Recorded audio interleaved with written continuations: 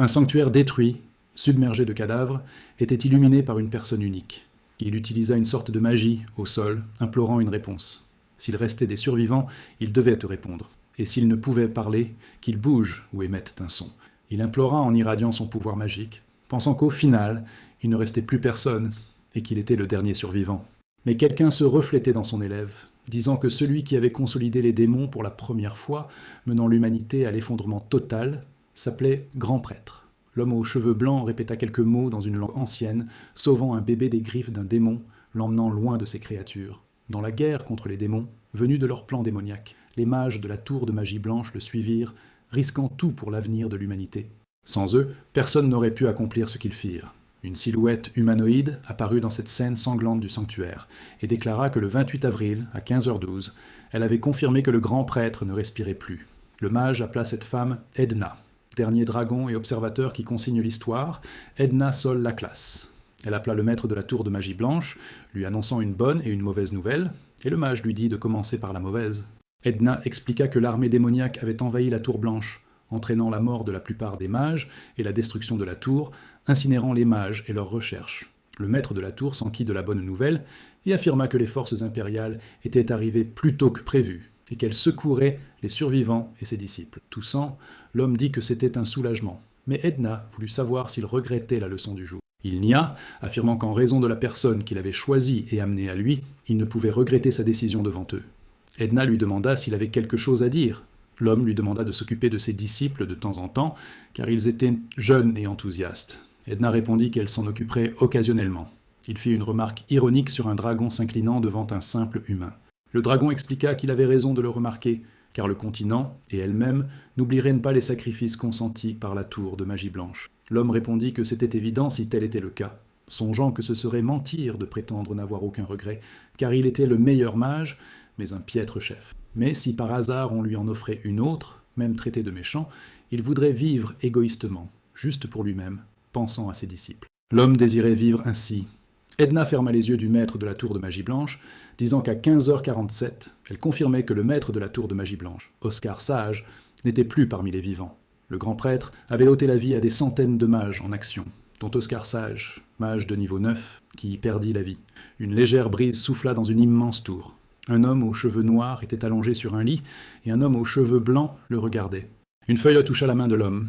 Il se releva soudain, sous le choc, tandis que l'homme aux cheveux bleus, frappé par sa main, renversa l'eau, disant qu'il était trempé et qu'il venait de changer de serviette, car ses habitudes de somnambulisme étaient agaçantes et qu'il ne montrait jamais de gratitude pour les soins prodigués.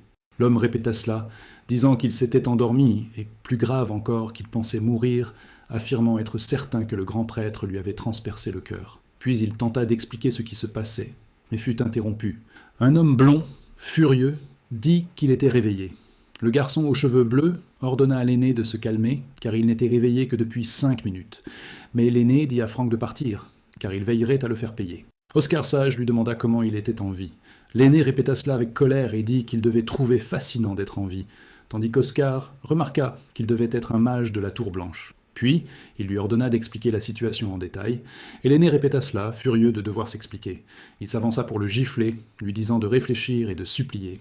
Oscar s'enquit de l'attaque, et demanda s'il s'agissait d'un assassin envoyé par les démons, utilisant le pare-brise qui bloquerait instantanément toute attaque, et son poignet face au vent deviendrait comme de la paille. C'était un homme de bas niveau qui n'avait pas réfléchi avant d'attaquer, se demandant pourquoi le pare-brise disparaissait, et quel genre de pouvoir magique pathétique cela pouvait être. L'aîné bougea la main, affirmant que le bouclier était efficace et qu'il n'avait pas fait que s'amuser tout ce temps. Il allait proposer des sanctions disciplinaires concernant les activités de recherche et devait maintenant se concentrer sur sa guérison. Franck lui dit de poursuivre son chemin. Il se demande si Oscar était devenu fou, tandis que le garçon tremble, pensant que le bouclier a disparu dès qu'il l'a utilisé, et se demande combien de temps il a dormi. Franck commente que l'ancien Maxime avait ce genre de personnalité et qu'il était foutu, tandis qu'Oscar se dit que ses cercles de mana, sa quantité et sa pureté étaient tous mauvais. Il veut savoir ce qui n'allait pas avec son corps et demande quel jour on est. Franck répond alors que nous sommes le 21 septembre et qu'il était inconscient.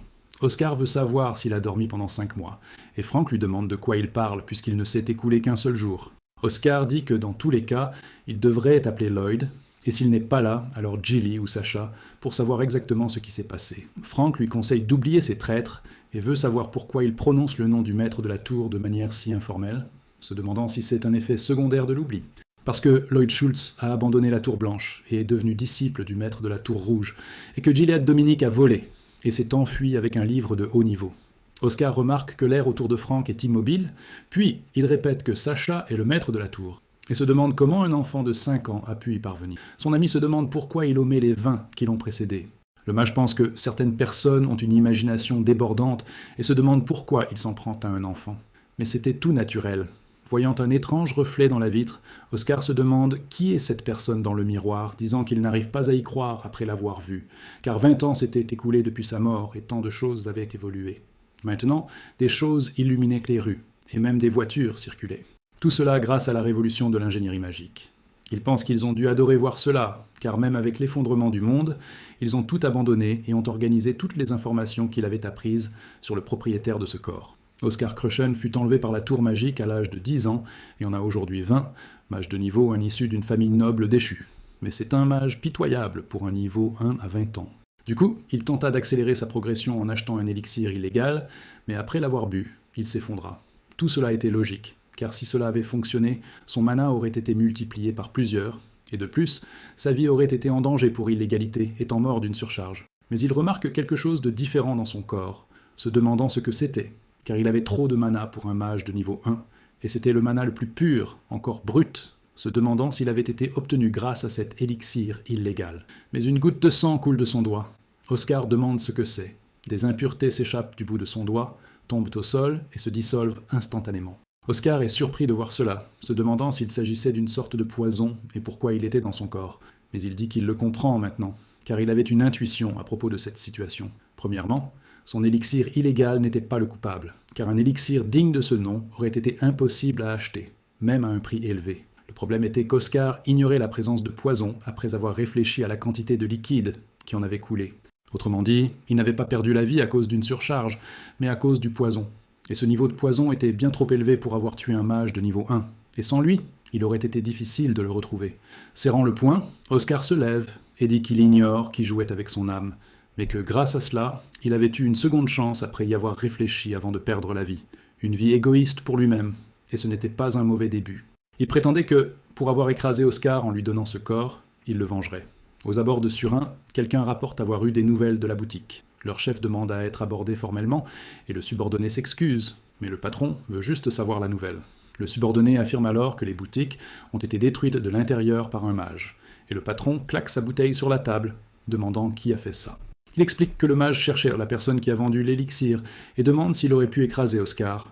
Mais le patron nie, affirmant qu'il n'était qu'un mage théorique et qu'il n'aurait pas pu faire ça. Le subordonné demande ce qu'il ferait si la Tour Blanche décidait d'enquêter. Et son chef se demande s'il ne se souvient pas de qui leur a ordonné de faire ça à Oscar. Il portait une bague de la Tour Blanche, fabriquée pour un mage de là-bas. Oscar demande quelle stupidité pouvait être aussi évidente quant à leur provenance. Et le subordonné se retourne vivement et demande qui c'était. Le jeune homme apparaît à la fenêtre et se dirige vers eux. Il songe qu'il a cherché l'étincelle parfumée dans la fiole, et que plus de personnes étaient impliquées qu'il ne l'avait pensé. Son patron lui demande s'il a vraiment détruit sa boutique, et Oscar confirme, mais il était intéressé par leur discussion et leur demande de poursuivre. Le patron dit qu'il pensait qu'Oscar ferait semblant de ne rien entendre. Il ordonne à ses subordonnés de tuer Oscar. L'homme charge Oscar, dégainant son épée, tandis que le mage affirme que si c'est le jeu qu'ils veulent jouer, il ne reculera pas. Lançant une rafale de vent tranchante vers le subordonné, l'attaque lui laissa des coupures sur le corps. La tête arrachée, Oscar n'arrive pas à croire qu'il n'en ait pas fallu plus. Le patron crie le nom de Bart, pointe une arme sur Oscar et le traite de salaud. Il tire 3 projectiles sur le mage. Oscar remarque que c'est assez intéressant, utilisant un pare-brise puisqu'il ne détecte pas de mana, et il veut savoir quel principe est utilisé pour produire une telle puissance. Le boss hurle qu'il a arrêté les balles, et Oscar s'enquiert du nom, car il était intriguant et qu'il le lui rendrait au bon moment, repoussant les projectiles vers le boss. Il le frappe à la poitrine, au ventre et à la jambe, le faisant tomber au sol tout en le maudissant. Oscar s'approche, affirmant que tous les sons de la pièce ont été bloqués, donc personne ne viendra le secourir. Le boss demande comment un simple mage de niveau 1 a pu lancer un sort de silence de niveau 5, et Oscar répond qu'il a utilisé un lien sonore pour que les bruits ne s'échappent pas, mais qu'il apprécierait qu'il réponde à ces questions et veut savoir qui a commandité l'attentat.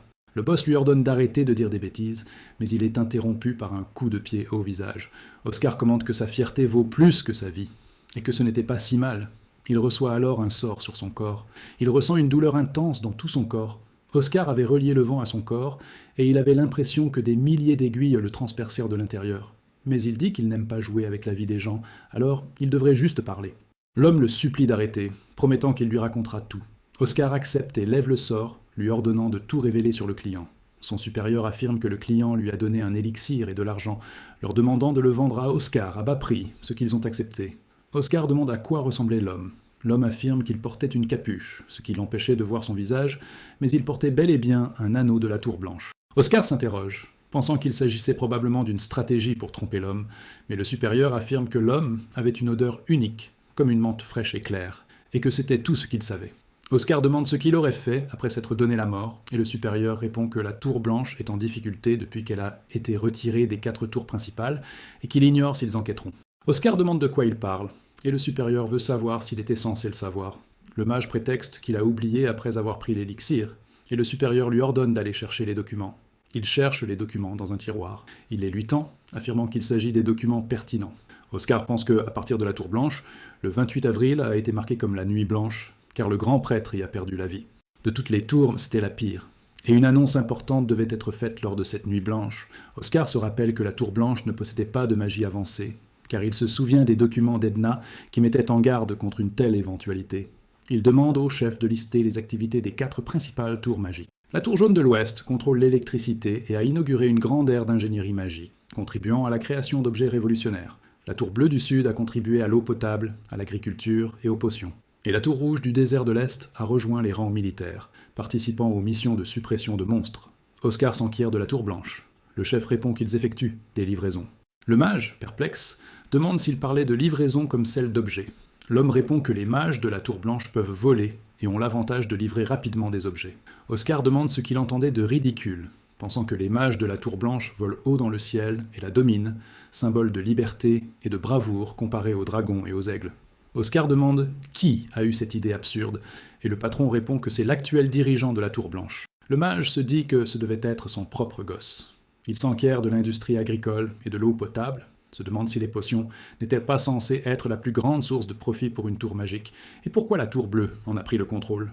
L'homme répond que la tour bleue monopolisait les potions, et Oscar se souvient que la tour blanche était autrefois la plus grande, mais qu'elle a tout perdu lorsque ses méthodes ont été brûlées. Le patron explique alors qu'il vend maintenant l'eau au prix fort et apporte la pluie dans les régions frappées par la sécheresse. Oscar se demande pourquoi les gens achètent de l'eau pure, et l'homme explique que c'est une folie récente des riches. Le mage se plaint qu'ils se comportent comme des clowns pour quelques billets de plus et qu'ils pourraient simplement boire l'eau du puits, pensant que la tour magique n'est pas comparable aux autres tours et qu'il est vrai que la croissance des affaires des autres était plus importante. Le festival serait leur dernière chance. Le patron rappelle à Oscar son corps et le mage pense qu'il perd la vie à cause du choc et du sang perdu. Oscar se rend compte qu'ils ont donné des informations utiles et se demande s'il devrait le sauver, affirmant que les incendies criminels attaquent les gens, font du trafic de marchandises illégales, extorquent de l'argent et commettent même des assassinats, et qu'il est en fait un déchet ambulant, sautant par la fenêtre sans rien dire. Oscar s'en va, en lui disant d'être une bonne personne dans sa prochaine vie. À l'aube, dans la tour blanche, il entre dans une pièce, se disant fatigué, mais n'en repensant pas à son épuisement dû à l'utilisation de sorts basiques.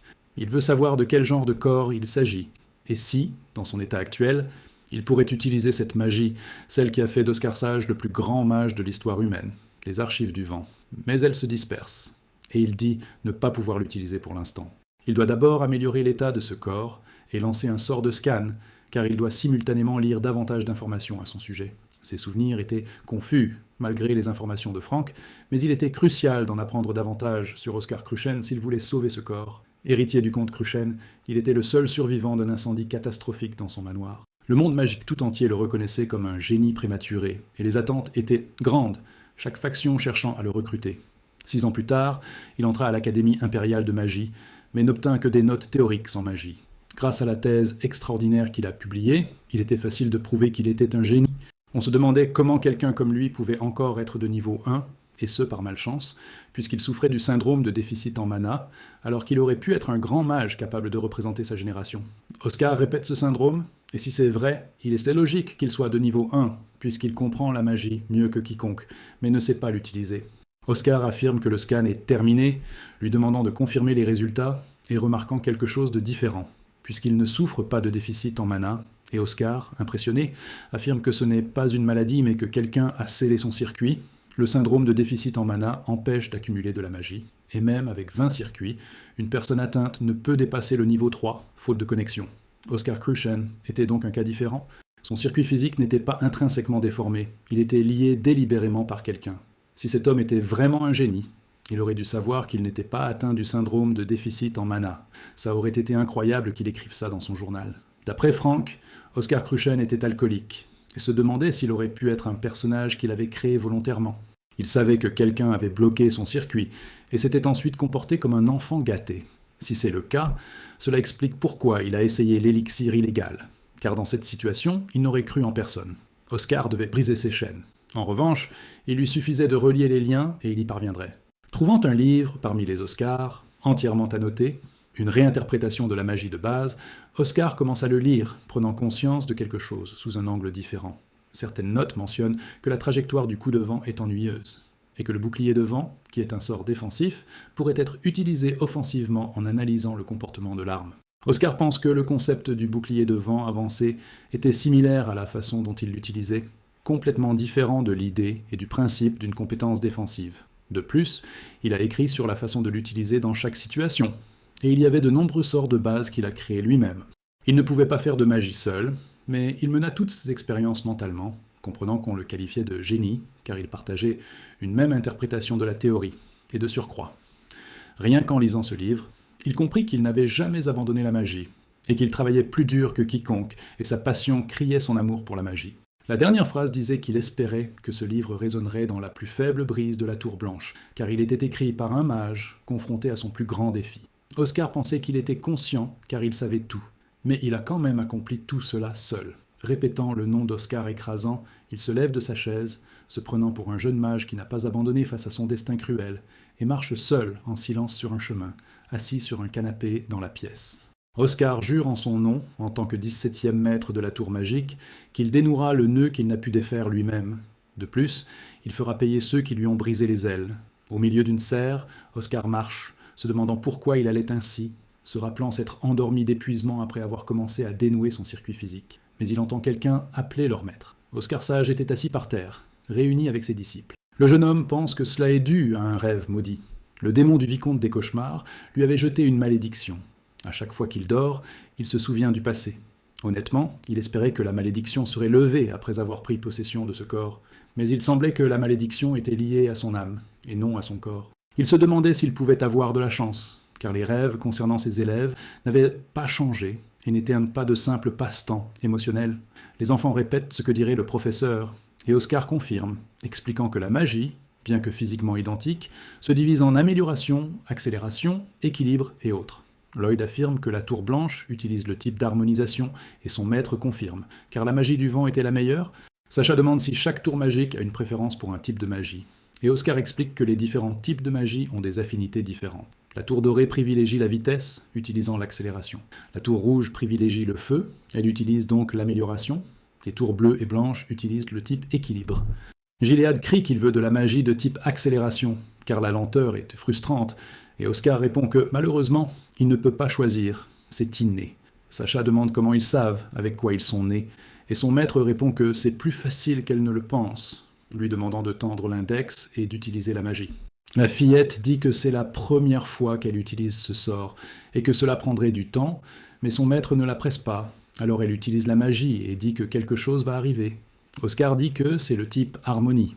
La petite fille demande si c'est le même que celui de son maître, et il confirme. Elle sourit et dit qu'elle aime ça. Gilead essaie la même chose, et son maître dit que, comme il le voulait, c'est le type accélération. Le petit garçon se réjouit, et son maître appelle Lloyd. Sacha dit que c'est une belle fleur, et Oscar explique que c'est un type spécial. Lloyd demande s'il peut changer de type une fois déterminé.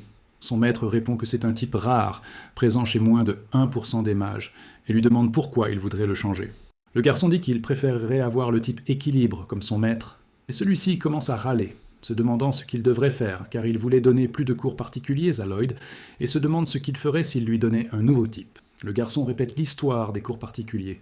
Son maître confirme, car les mages de type spécial nécessitent plus d'attention de la part de leur professeur. Le garçon dit que le type spécial n'est pas mauvais, mais son maître doit promettre. Ils se font donc une promesse au petit doigt, et Oscar pense à ce sale gosse de Lloyd, surnommé l'homme promis, mais malgré toute sa maturité, il n'était encore qu'un enfant.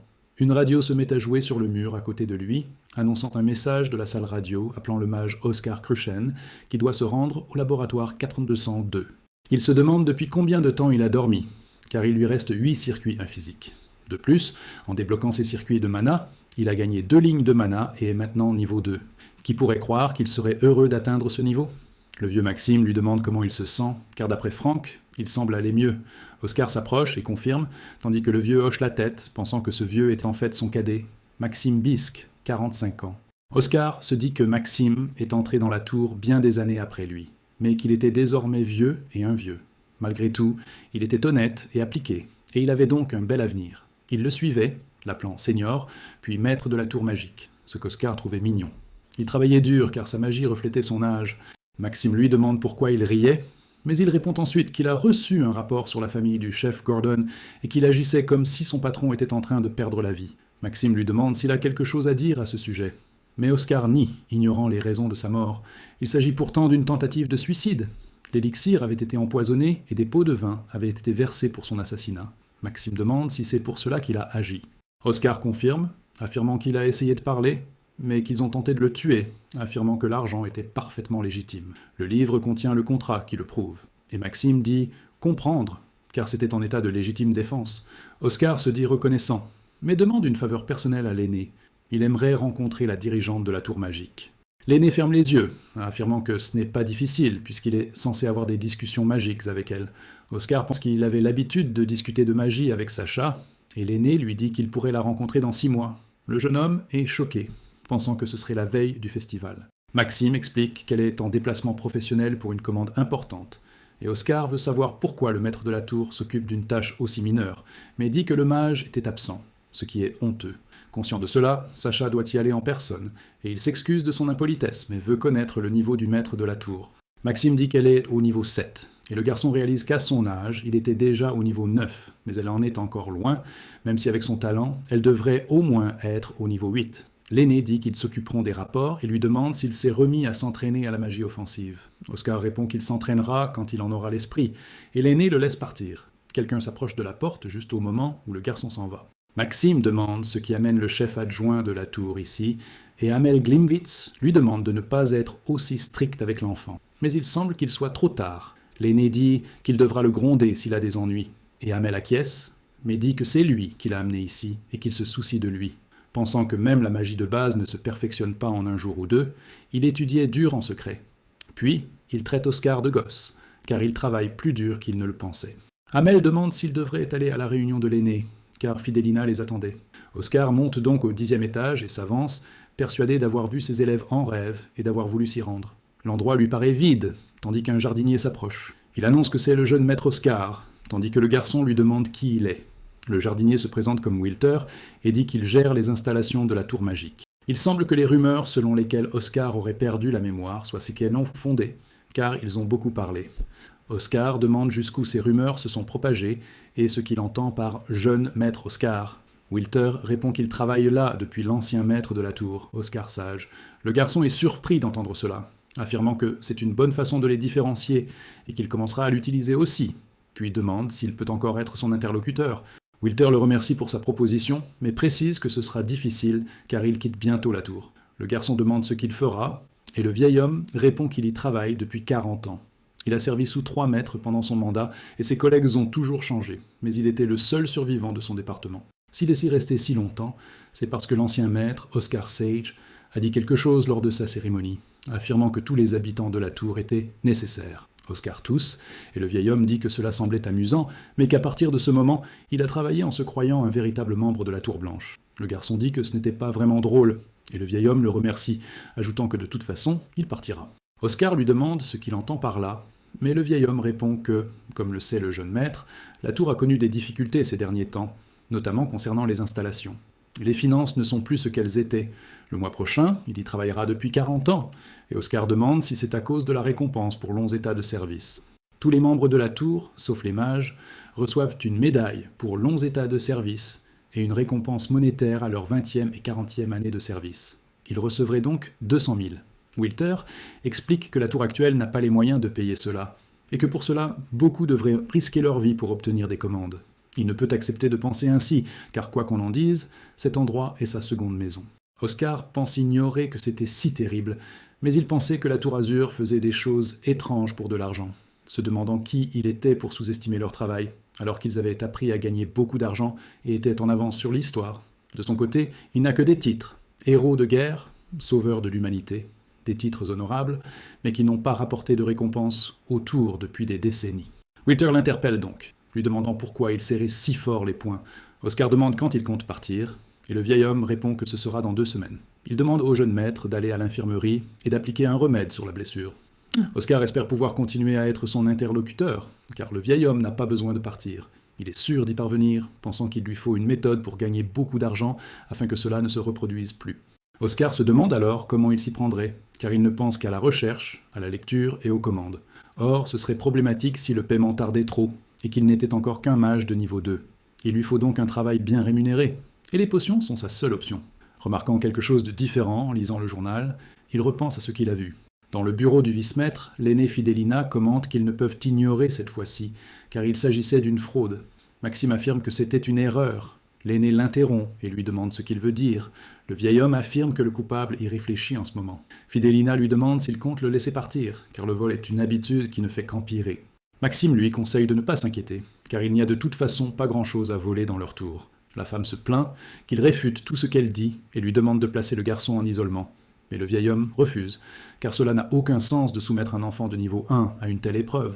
Hamel dit que, comme l'a dit frère Maxime, l'entraînement à l'isolement pourrait être un peu dur, car cela ne constituerait rien d'autre qu'une perturbation dans la vie de l'enfant. Le garçon devrait plutôt payer 3 fois la somme qu'il a utilisée. L'aîné demande si 3 fois suffisent.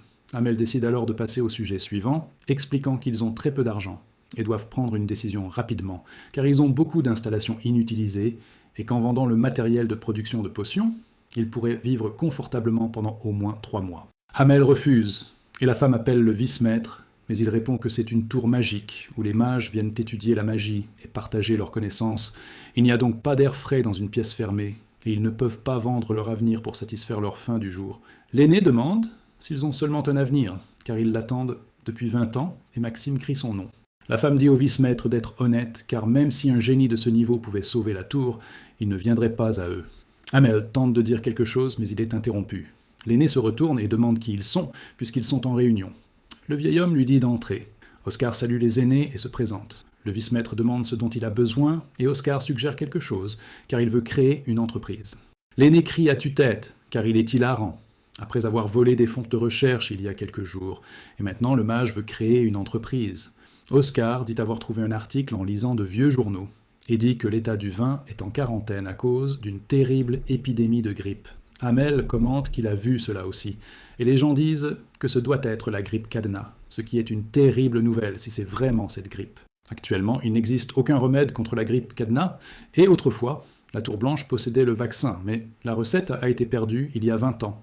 Oscar dit que c'est vrai, et la Tour Azur, qui domine le marché des potions, pourrait le reproduire, et il veut commencer cela. Il dit vouloir vendre des vaccins contre la grippe cadenas, puisque la Tour Blanche avait autrefois un monopole, et il veut en faire l'expérience. Fidalenas répond qu'il n'était pas nécessaire de l'écouter.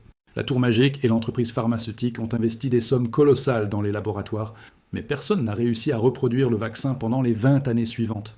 Mais un gosse de 20 ans pense pouvoir y arriver. Oscar dit que tout le monde a échoué. C'était un jeune homme de 20 ans, mais c'était avant tout un génie. Fidalenas s'irrite, disant qu'il a pris 723 000 pièces et 25 000 autres pour des médicaments illégaux, alors qu'un fermier gagne 20 000 par an après impôt. Mais c'était un génie qui ne savait pas quoi faire de l'argent. Pourtant, Hamel l'interrompt et interpelle l'aîné Fidalena, disant qu'Oscar était là pour proposer un investissement officiel en tant que mage de la Tour Blanche et qu'il sait qu'elle est responsable des finances, mais qu'elle était impolie. La femme s'excuse. Oscar dit qu'il se demandait pourquoi elle le détestait autant, mais que c'était logique, puisqu'elle était trésorière et qu'il n'avait rien fait depuis 2 ans. Il se dit néanmoins certain et demande à la femme d'y réfléchir, pensant que le propriétaire de ce corps et lui-même sont différents. Hamel lui demande s'il est sûr qu'il s'agit de la grippe cadenas, et Oscar confirme, lui demandant de jeter un œil à la page 2 du journal. L'ancien lit que l'archevêque Baldwin a modifié ses plans pour le pèlerinage, et Oscar dit qu'il resterait à Surin 1 mois pour demander des bénédictions, ce qui était étrange, passant 1 mois dans les grandes villes, le culte d'Eltera vénère la mère de la planète Terra, et cet archevêque était considéré comme digne et incorruptible. Mais la réalité était bien différente, car il fallait payer de nombreux frais pour devenir cardinal. Il dit être resté dans l'État pour rendre visite aux pèlerins pendant 1 mois, mais n'avoir rencontré que des nobles et des marchands pour obtenir de l'argent. Surine était autrefois une grande ville, même si elle ne cessait de rapetisser. Maxime dit qu'il avait raison et que la raison devait être la prière pour les bénédictions. Oscar dit que c'est pourquoi il était encore plus étrange qu'il prie pour les terres arides. Et comme chacun sait, la route du pèlerinage d'Eltera avait déjà été choisie. Surin, Mosquée, Melbourne et Greenville. Mais après cela, ils devaient se rendre dans l'état de Vence. Oscar dit que l'archevêque est resté 1 mois à Knox avant de venir à Surin, et s'il ne se trompe pas, il passerait également 1 mois à Mosquée, etc., se demandant s'il ne semblait pas vouloir éviter autant que possible de rendre visite à Vence. Car si un incident survenait pendant le pèlerinage, les habitants d'Eltera diraient avoir irrité la déesse, et c'était la parole d'un archevêque. Maxime remarque que Baldwin sait que la grippe est cadenas, et demande si la maladie mettait trop de temps à se calmer, et Oscar répond que c'est ainsi qu'on l'a interprété. La vieille femme dit que c'est une bonne analyse, comme on l'attend d'un mage théoricien, mais c'est tout pour le moment. Hamel dit qu'il comprend ce qu'il dit, mais qu'il ne peut pas le parrainer officiellement, car il ne trouve pas d'autre mage pour le faire. Hamel dit qu'il investira personnellement son argent cette fois. La vieille femme crie à propos du maître de la tour, et Hamel dit que c'est bien, puisque ce ne sont que 30 000 pièces, et demande si c'est suffisant. Oscar répète cela, pensant que ce n'est pas suffisant, loin de là. Il se dirige vers la salle de production de potions, expliquant qu'il doit maintenant opter pour le plan B. Il fabriquerait un vaccin simple avec de l'argent et en obtiendrait davantage de l'archevêque. Il était le seul à avoir des ennuis à cause de la grippe cadenas, il serait donc plus facile d'obtenir de l'argent de quelqu'un de désespéré. Il était temps de se préparer. Remarquant quelque chose d'étrange devant lui, une potion rouge sortait de la fiole. Il dit que c'est le moment. Finalement, après avoir terminé, il dit que ce n'était pas mal du tout. Il pense qu'on dit qu'un vrai maître maintient toujours sa classe, mais il a préparé une boisson énergisante juste pour s'entraîner et craignait que ça ne tourne mal. Frank hurle qu'il va se casser le dos. Oscar demande s'il a trouvé toutes les herbes médicinales et Frank répond évidemment et veut savoir s'il avait quelque chose à boire, car il avait l'impression de s'évanouir. Le jeune mage lui tend la boisson énergisante et son ami le remercie, lui disant qu'elle était bonne et chaude, et lui demande comment il l'a préparée. Oscar affirme que les ingrédients étaient en excellent état, et Frank affirme avoir choisi les meilleurs, et le vendeur en était ravi. Alors, le mage dit, avec des yeux comme les siens, qu'il pourrait être marchand plutôt que mage, et l'homme dit qu'il envisageait de le faire quand la tour ferait faillite. Mais Oscar frappe le sol, disant qu'il n'a pas pu retenir son envie. Frank demande ce qu'il devrait faire puisque l'aînée Fidelina lui a demandé de l'aide. Oscar la trouve horrible devant lui, et mentionne avoir commencé à déplacer ses ingrédients, pensant qu'il n'avait pas besoin d'aide. La tour blanche actuelle était pleine d'enfants à problème, même talentueux, et ils se perdraient en chemin. Mais si ces enfants pouvaient grandir, ils apporteraient beaucoup. Et l'un d'eux était Frank Sirius, et il suppose qu'il était une personne perspicace. Mais il commençait à être curieux à propos de ce gamin, car c'était le moment idéal pour le confirmer. Frank dit qu'ils achetaient ces herbes, mais qu'elles étaient toxiques. Il s'agissait de muguet, de camélias rouges, de champignons fantômes et de feuilles de merva. Oscar affirme que ce n'est pas parce qu'elles sont toxiques qu'elles ne peuvent pas être utilisées comme médicaments et lui demande s'il le sait. Frank affirme cependant qu'ils laisseront infuser les herbes pendant 12 heures. Il affirme avoir raison, sauf que cette méthode pose problème. Les nutriments sont perdus. Il demande à Frank s'il connaît les brioches du Yan Dynasty, et le garçon répond que oui, puisqu'il en a déjà vu, et que pour les préparer, il faut un fumoir. Oscar explique que ce même fumoir sert à détoxifier les herbes et à préserver les nutriments. Grâce à cette méthode, ils pourront extraire 98% des effets de l'ingrédient. Frank s'interroge, car il pourrait monopoliser les potions. Oscar répond que c'est un truc du passé. Frank s'enquiert de la fin du processus de détoxification, et le mage nie, affirmant que les ingrédients ont été simplifiés uniquement pour faciliter l'étape suivante, car le processus commence maintenant. Il utilise la magie de drainage d'air et explique qu'il doit maintenant extraire les toxines de la fumée séparément, en demandant à Frank d'y jeter un œil. Mais le reste de la fumée ne contiendrait pas de toxines, et il pourrait les récupérer, dont 23% provenant des camélias rouges et 47% des feuilles de myrrhe. Il y avait le remède contre la grippe cadenas. Il plaisante en disant que c'était facile à fabriquer, et Oscar dit que c'est à son tour d'essayer maintenant. Frank pense que c'est plus facile à dire qu'à faire, car il ne sait même pas utiliser plusieurs sorts simultanément, et ne peut admettre qu'il ignore le double lancé, et il pose des questions sur le sort. Oscar pense que son contrôle du mana est instable, mais pas mauvais, mais au final c'est tout. Frank lui demande si quelque chose a mal tourné, et Frank lui répond qu'il le taquine, car il ne sait toujours pas utiliser le double lancé. Puisqu'il faut être niveau 4 ou 5 pour comprendre, et qu'il n'est que niveau 3, Oscar lui propose de l'apprendre. Franck lui demande s'il apprendra la technique secrète, et Oscar répond qu'il s'agit simplement de diviser son esprit en plusieurs parties. À gauche, il lancera le sort A, et à droite, le sort B, lui conseillant d'essayer, car il n'a rien à perdre. Franck répète la partie sur les partitions, réussissant à dissiper la fumée d'ingrédients. Franck crie, et Oscar le félicite pour son succès. Le mage aux cheveux bleus demande pourquoi il cache cette technique si longtemps, et le jeune homme explique que c'est par cupidité, pensant qu'ils ne veulent ne pas l'enseigner car former des disciples gratuitement est trop laborieux, et que c'est devenu une tradition. Mais sur un champ de bataille sanglant, la tradition ne vaut rien, et pour survivre, partager des techniques est nécessaire au quotidien. La Tour Blanche avait maintenant besoin d'un enseignement interactif et d'un échange de connaissances. Oscar pense avoir bien fait d'augmenter sa première bouteille, affirmant que le garçon était très talentueux et qu'il ne s'attendait pas à ce qu'il réussisse du premier coup. Franck affirme que c'est parce qu'il a bien expliqué, et le mage ajoute qu'il semblait plus en colère plus tôt. Puis, le mage aux cheveux bleus s'accroupit, disant qu'il leur reste encore beaucoup d'ingrédients et qu'il devrait commencer par eux. Oscar soupire en regardant son nouvel ami, expliquant qu'ils ont un grand fumoir et qu'ils devraient tous les extraire d'un coup, et le garçon acquiesce. Quelques heures plus tard, Franck est épuisé et Oscar compte 514 bouteilles au total. Maxime ouvre soudain la porte, annonçant un problème, et le garçon demande lequel. Il montre un papier indiquant que la société pharmaceutique Azure Towers a confirmé une visite de l'archevêque Baldwin dans 1 heure. Maxime remarque qu'ils étaient un peu en retard, et Oscar se demande s'ils ne faisaient que gagner du temps sans plan. L'ancien dit alors que s'il pouvait les embaucher en premier, mais Franck conclut en affirmant le contraire, leur remède deviendrait inutile. Maxime, lui, dit de lever la tête, car il y a des moments où la vie est injuste, mais Oscar dit que ce n'est pas encore fini, puisque, s'il se souvient bien, la grippe de Cadena a été classée comme une catastrophe de rang B. Et si c'est le cas, il y a quelque chose à essayer. Maxime demande si c'est vrai, et Oscar confirme, demandant si l'aîné vole plus vite que les chariots. Dans un certain logement de Surin, on frappe à la porte pour alerter l'archevêque de l'arrivée des visiteurs mentionnés. Baldwin lui ordonne de les laisser rentrer. Moramane, un mage de niveau 5 de la Tour Azur, le remercie de les avoir laissés entrer sans problème, ainsi que le directeur Neil Bran. Baldwin leur demande de s'asseoir, et Mora le remercie. L'archevêque demande ensuite comment se déroule la production du médicament contre la grippe Cadena, et l'homme répond qu'elle se déroule très bien. Baldwin répond que c'était prévu pour la Tour Azur, et veut savoir quand le produit devrait être terminé, et Mora explique qu'ils n'en sont encore qu'aux essais cliniques. Neil affirme qu'en cas de résultat positif, ils obtiendront l'autorisation de l'Empire pour l'administration de nourriture et de médicaments. Mora change de sujet, expliquant que, comme il le sait, les essais cliniques ne se terminent pas en 1 jour ou 2, et Baldwin demande quand le médicament sera disponible. L'homme de la Tour Azur affirme donc que le projet sera terminé dans 6 mois, ce que Baldwin répète, affirmant qu'il dirigera Vince dans 4 mois. Mora tente de contredire. Baldwin demande ce qui se passe dehors, et son garde lui répond qu'un autre mage est venu lui rendre visite. Mais il veut savoir pourquoi ils n'ont pas annoncé la venue de quelqu'un d'autre, et Mora s'excuse, précisant que personne d'autre n'était censé les accompagner. Tous trois veulent savoir qui est cette personne. Oscar ouvre la porte et dit que, s'il se souvient bien, Elsia était l'hôtesse de l'ordre, se présentant comme Oscar Cruchen, un mage de niveau 2 de la Tour Blanche, et qu'il était là pour lui faire une bonne offre. Baldwin demande ce qui l'amène ici.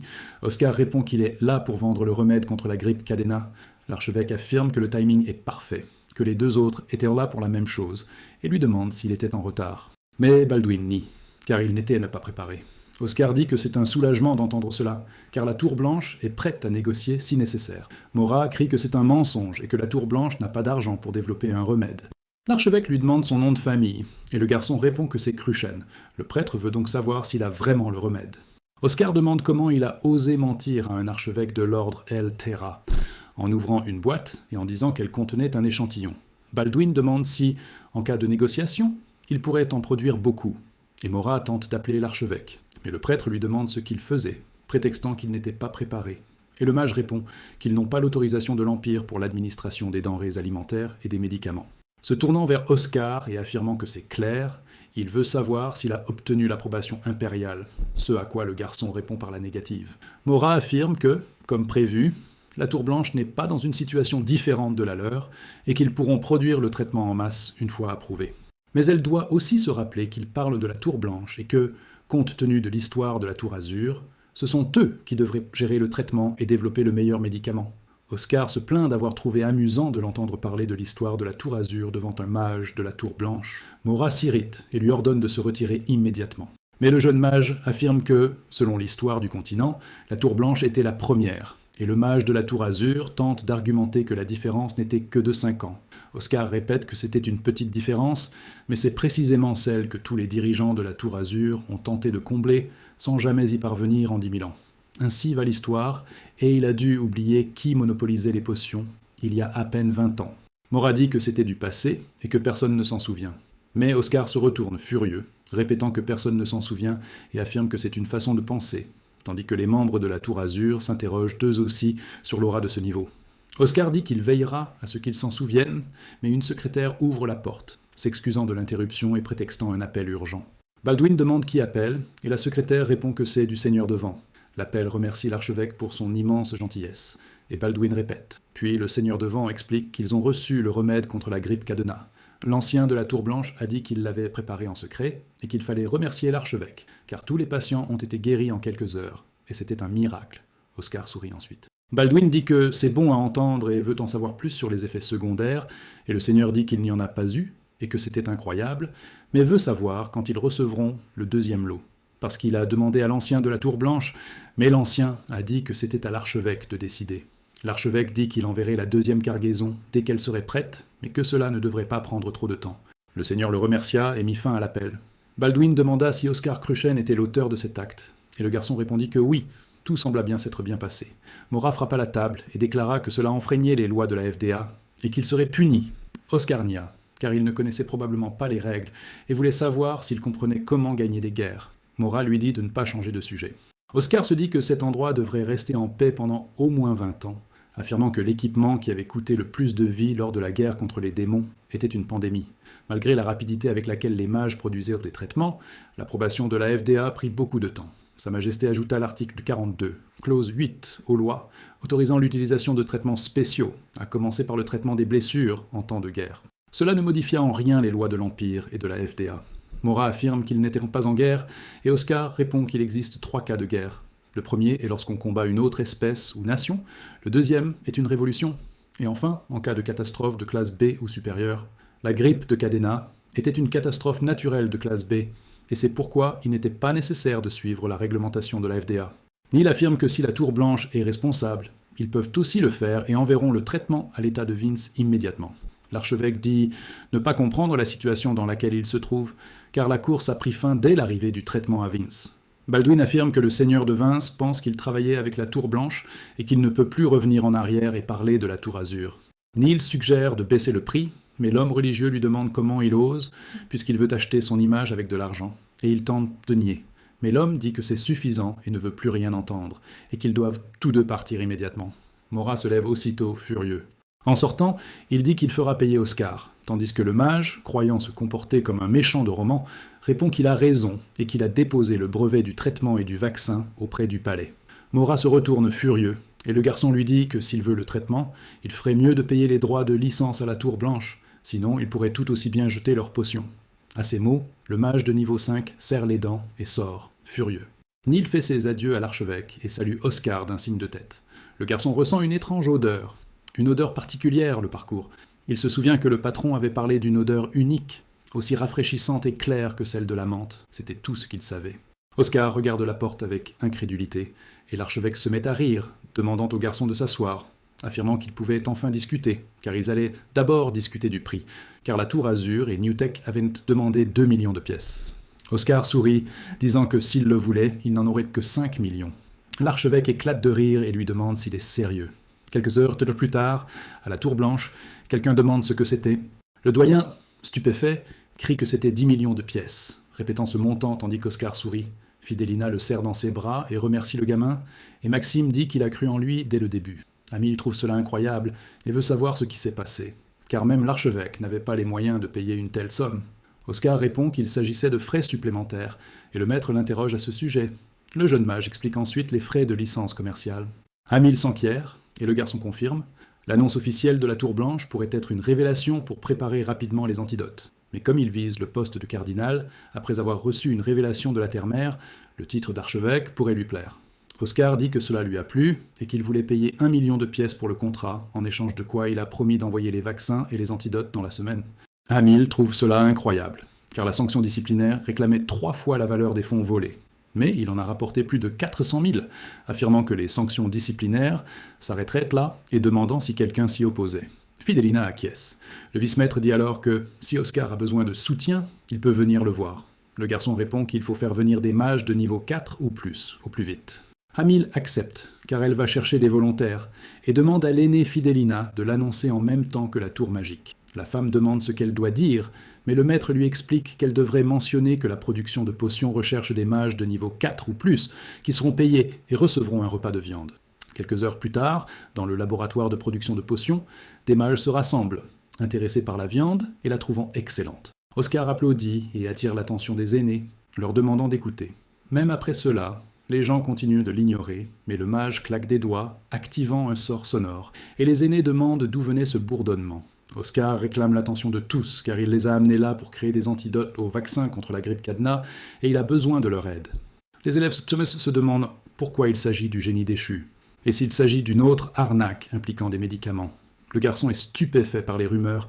Il demande à Frank s'il ne l'aime pas et pourquoi. Mais Frank lui répond qu'il devrait réfléchir à tout ce qu'il a fait jusqu'à présent. À cause de sa personnalité agaçante et arrogante, il a gaspillé les ressources de la tour, n'a fait aucune recherche et s'est contenté de boire de l'alcool. Oscar se demande s'il était vraiment comme ça. Mais une jeune fille blonde s'approche et lui demande si elle peut poser quelques questions, car les méthodes de production de la Tour Blanche ont été perdues, et elle veut savoir comment il compte s'y prendre. Oscar dit qu'ils ont retrouvé les méthodes, et les élèves continuent de bavarder, tandis que la jeune fille blonde demande si les effets de l'antidote ont été prouvés. Cruchen confirme alors et affirme que le contrat avec l'ordre a également été conclu. Et la jeune fille blonde affirme que cela doit valoir une fortune. Si l'information fuite, la viande sera une plaisanterie. Se demandant s'il leur fait suffisamment confiance pour partager des informations aussi précieuses, Oscar répond qu'à vrai dire, il ne sait même pas pourquoi ils sont tous encore dans la tour. La jeune fille blonde demande si c'est l'attitude de quelqu'un qui demande une faveur à ses supérieurs parce qu'il vient de lui faire perdre son temps, et elle ignore les intentions des autres avec les propos de ce génie incroyable, mais personne n'a voulu les entendre. Oscar dit qu'il sait exactement ce que chacun d'eux a sacrifié pour la Tour Blanche. La jeune fille blonde se retourne, stupéfaite, mais la mage récite ces informations. Mage de niveau 5, Lena White, 25 ans, a été recrutée par cette organisation en raison de son talent de jugement, sans succès. Il commence à mentionner d'autres seniors comme Harag Dryan, 26 ans, et Descartes Ryan, du même âge. Enfin, il parle de Cephia Rose, 23 ans, qui possédait de nombreuses compétences en alchimie. Oscar dit que d'autres, outre ceux qu'il a mentionnés, ont reçu des offres similaires, et si une telle offre lui était parvenue, il ne sait pas comment il aurait pu refuser. Mais aucun d'eux n'a abandonné les lieux. Lena demande si les anciens sont au courant de cette réunion secrète. Oscar confirme, affirmant qu'il n'avait pas le choix s'il prévoyait cela, car aucun d'eux ne voulait surcharger les élèves. La Tour Blanche traversait actuellement l'hiver le plus rigoureux qu'elle ait jamais connu. Vu la situation, ils ont tous choisi de rester dans le froid. S'il ne peut pas croire en des gens comme eux, il se demande en qui il pourrait bien croire. Mais si cela ne leur plaisait pas, il n'y avait aucune raison de les aider. Frank se plaint de faire semblant, mais Oscar continue en disant que les niveaux 2 doivent fonctionner. Son ami hurle qu'il parle de lui, et Oscar dit à Frank de se dépêcher, car il n'en a besoin que de 2 pour commencer. Lena fixe le garçon tout en mettant une visière, puis elle tousse et s'avance, demandant si elle ne devrait pas simplement mettre ses lunettes de sécurité. Arak demande ce qu'ils doivent faire pour commencer, et Cephia dit aux autres de s'y mettre. Frank dit qu'il doit rêver s'il pense qu'Oscar a convaincu les gens avec de simples mots, et le mage répond que ce n'était pas si mal, mais il aime préciser à l'avance que la viande ne sera pas du porc, et les élèves commencent à deviner si c'est du poulet ou du rat. Le mage dit que ce sera du bœuf, et tout le monde applaudit. Ainsi, les vaccins et les antidotes furent créés, atteignant 140% de l'objectif initial. Une semaine plus tard, Oscar traverse la serre et remarque Pétale par terre, se demandant si c'est quelque chose que le vieux Walter a fait, car il a dû revenir, et il est sûr qu'Hamil l'a trouvé et ramené. Puis il commence à lire un journal assis à la table de la serre. On dit que le territoire de Vince a annoncé la fin de la pandémie 2 jours après l'antidote contre la grippe de Cadena, et qu'Oscar Cruchen était considéré comme un candidat à la consolidation de la paix. Le garçon pense que tout se déroule comme prévu, tandis que Frank s'approche et appelle son ami. Il lui dit que c'est incroyable car les commandes de vaccins explosent. Il veut savoir s'il a vu cette liste avec les territoires désertiques, l'ordre et même la famille impériale, où les millions ne signifient plus rien. Et Oscar dit que tout le monde a besoin du vaccin. Frank dit que la vague va se calmer, et le mage dit qu'il est intelligent de savoir que la demande est énorme. Le mage aux cheveux bleus demande qui achètera le vaccin plus tard, car cela prendra des années. Oscar répond qu'il n'a pas à se soucier de l'argent, car il a préparé des potions pour tous les niveaux de demande, et Frank crie qu'il a vraiment un plan. et c'étaient les larmes d'étoiles dont il avait entendu parler dans les rumeurs, mais Christian dit non, car les potions qu'il vendrait seraient de qualité inférieure et moyenne, et le moment n'est pas encore venu. Les larmes d'étoiles sont de célèbres potions de régénération de la Tour Blanche, suffisamment miraculeuses pour ramener quelqu'un à la vie, et les créer serait incroyable. Oscar pense que cela ne ferait qu'inciter des hyènes à voler la méthode de production, car il est protégé grâce au bouclier de l'archevêque. Mais il a besoin de devenir plus fort. Alors il dit que maintenant, comme mentionné, il devrait se mettre en quête des matériaux précis, et Frank répond qu'il n'en a jamais parlé. Oscar cite les feuilles de lanterne et les tiges de Pitzen. Frank se plaint de la difficulté, mais le mage affirme que ce sont des spécialités. Le mage aux cheveux bleus n'est pas d'accord, affirmant que ce n'est plus vrai depuis un moment et que les champs d'herbe ont disparu depuis longtemps. Frank se plaint qu'Oscar doit être fou, car il a fait tout ce chemin sans le croire. Le mage aux cheveux bleus se plaint qu'ils marchent alors qu'il y a une calèche, mais le jeune mage répond que la calèche ne va pas aussi loin et qu'il devrait attendre encore un peu. Ils ont déjà parcouru 10 miles et sont presque arrivés, et Frank demande pourquoi il utilise une unité qui n'existe plus. Oscar demande s'il n'utilise plus les miles, et son ami répond que les distances se mesurent en mètres depuis la guerre, et que les livres sont désormais en grammes. Cruchen pense qu'ils ont aussi changé les livres, et qu'elles étaient plus difficiles à calculer. Mais tout cela rendait la chose plus amusante, et il a apprécié les miles et les livres tant qu'il en restait. Mais Frank dit qu'il y a une cabane plus loin. Se demandant s'il y avait quelqu'un dans les parages, un vieil homme ouvre la porte et demande s'ils ont fait tout le chemin à pied. Frank répond oui, car la calèche ne les a amenés qu'à l'entrée, et Oscar veut savoir ce que c'était. Une calèche pleine d'hommes en costume s'approche de la cabane et se gare devant les fleurs, tandis qu'un homme en costume demande au vieil homme s'il est prêt à vendre son terrain aujourd'hui. Le vieil homme sort de sa cabane avec colère et s'approche de l'homme en costume, se demandant s'il n'était pas temps pour lui de cesser de faire l'idiot. Le vieil homme répond que non, à moins qu'il ne lui offre le misérable château. Devor Pavel, l'homme d'affaires, dit qu'agir ainsi n'était mignon qu'au début, mais que s'il vit ainsi, personne ne le reconnaîtra jamais. Ivan, le maître herboriste, dit que ce ne sont pas ses affaires. Devor essaie de lui dire qu'il fait ça pour lui, qu'il devrait se dépêcher, vendre et profiter d'une vie confortable, car les prix des terrains vont bientôt baisser. Cependant, Ivan répond que c'est drôle, car avec lui, les permis de construire des usines ne seront jamais accordés. L'homme d'affaires reste silencieux quelques secondes, puis ordonne à ses hommes de se dépêcher. Puis, en retournant à la voiture, il se souvient d'un détail. Il a marché sur des herbes en chemin et devrait les payer.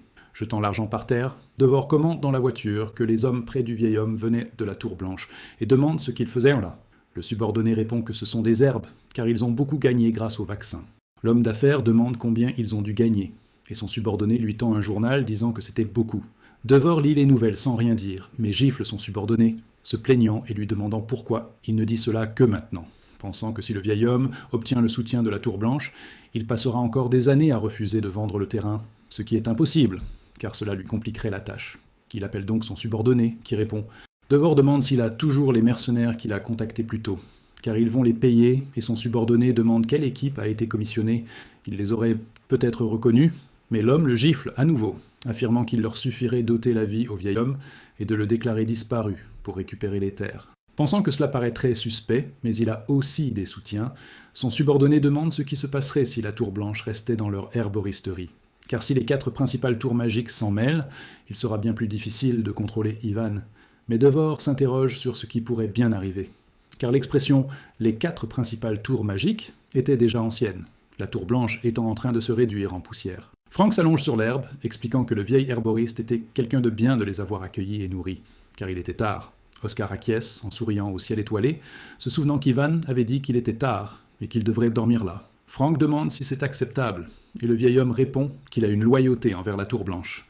Oscar réfléchit, mais le garçon aux cheveux bleus demande qui c'était avant, et Ivan répond que c'était un salaud nommé Devor, menaçant et même tueur. Il y a 3 ans, il a commencé à tout acheter sur ce terrain, et a tout obtenu, sauf le terrain d'Ivan, et beaucoup de gens ont quitté la ville.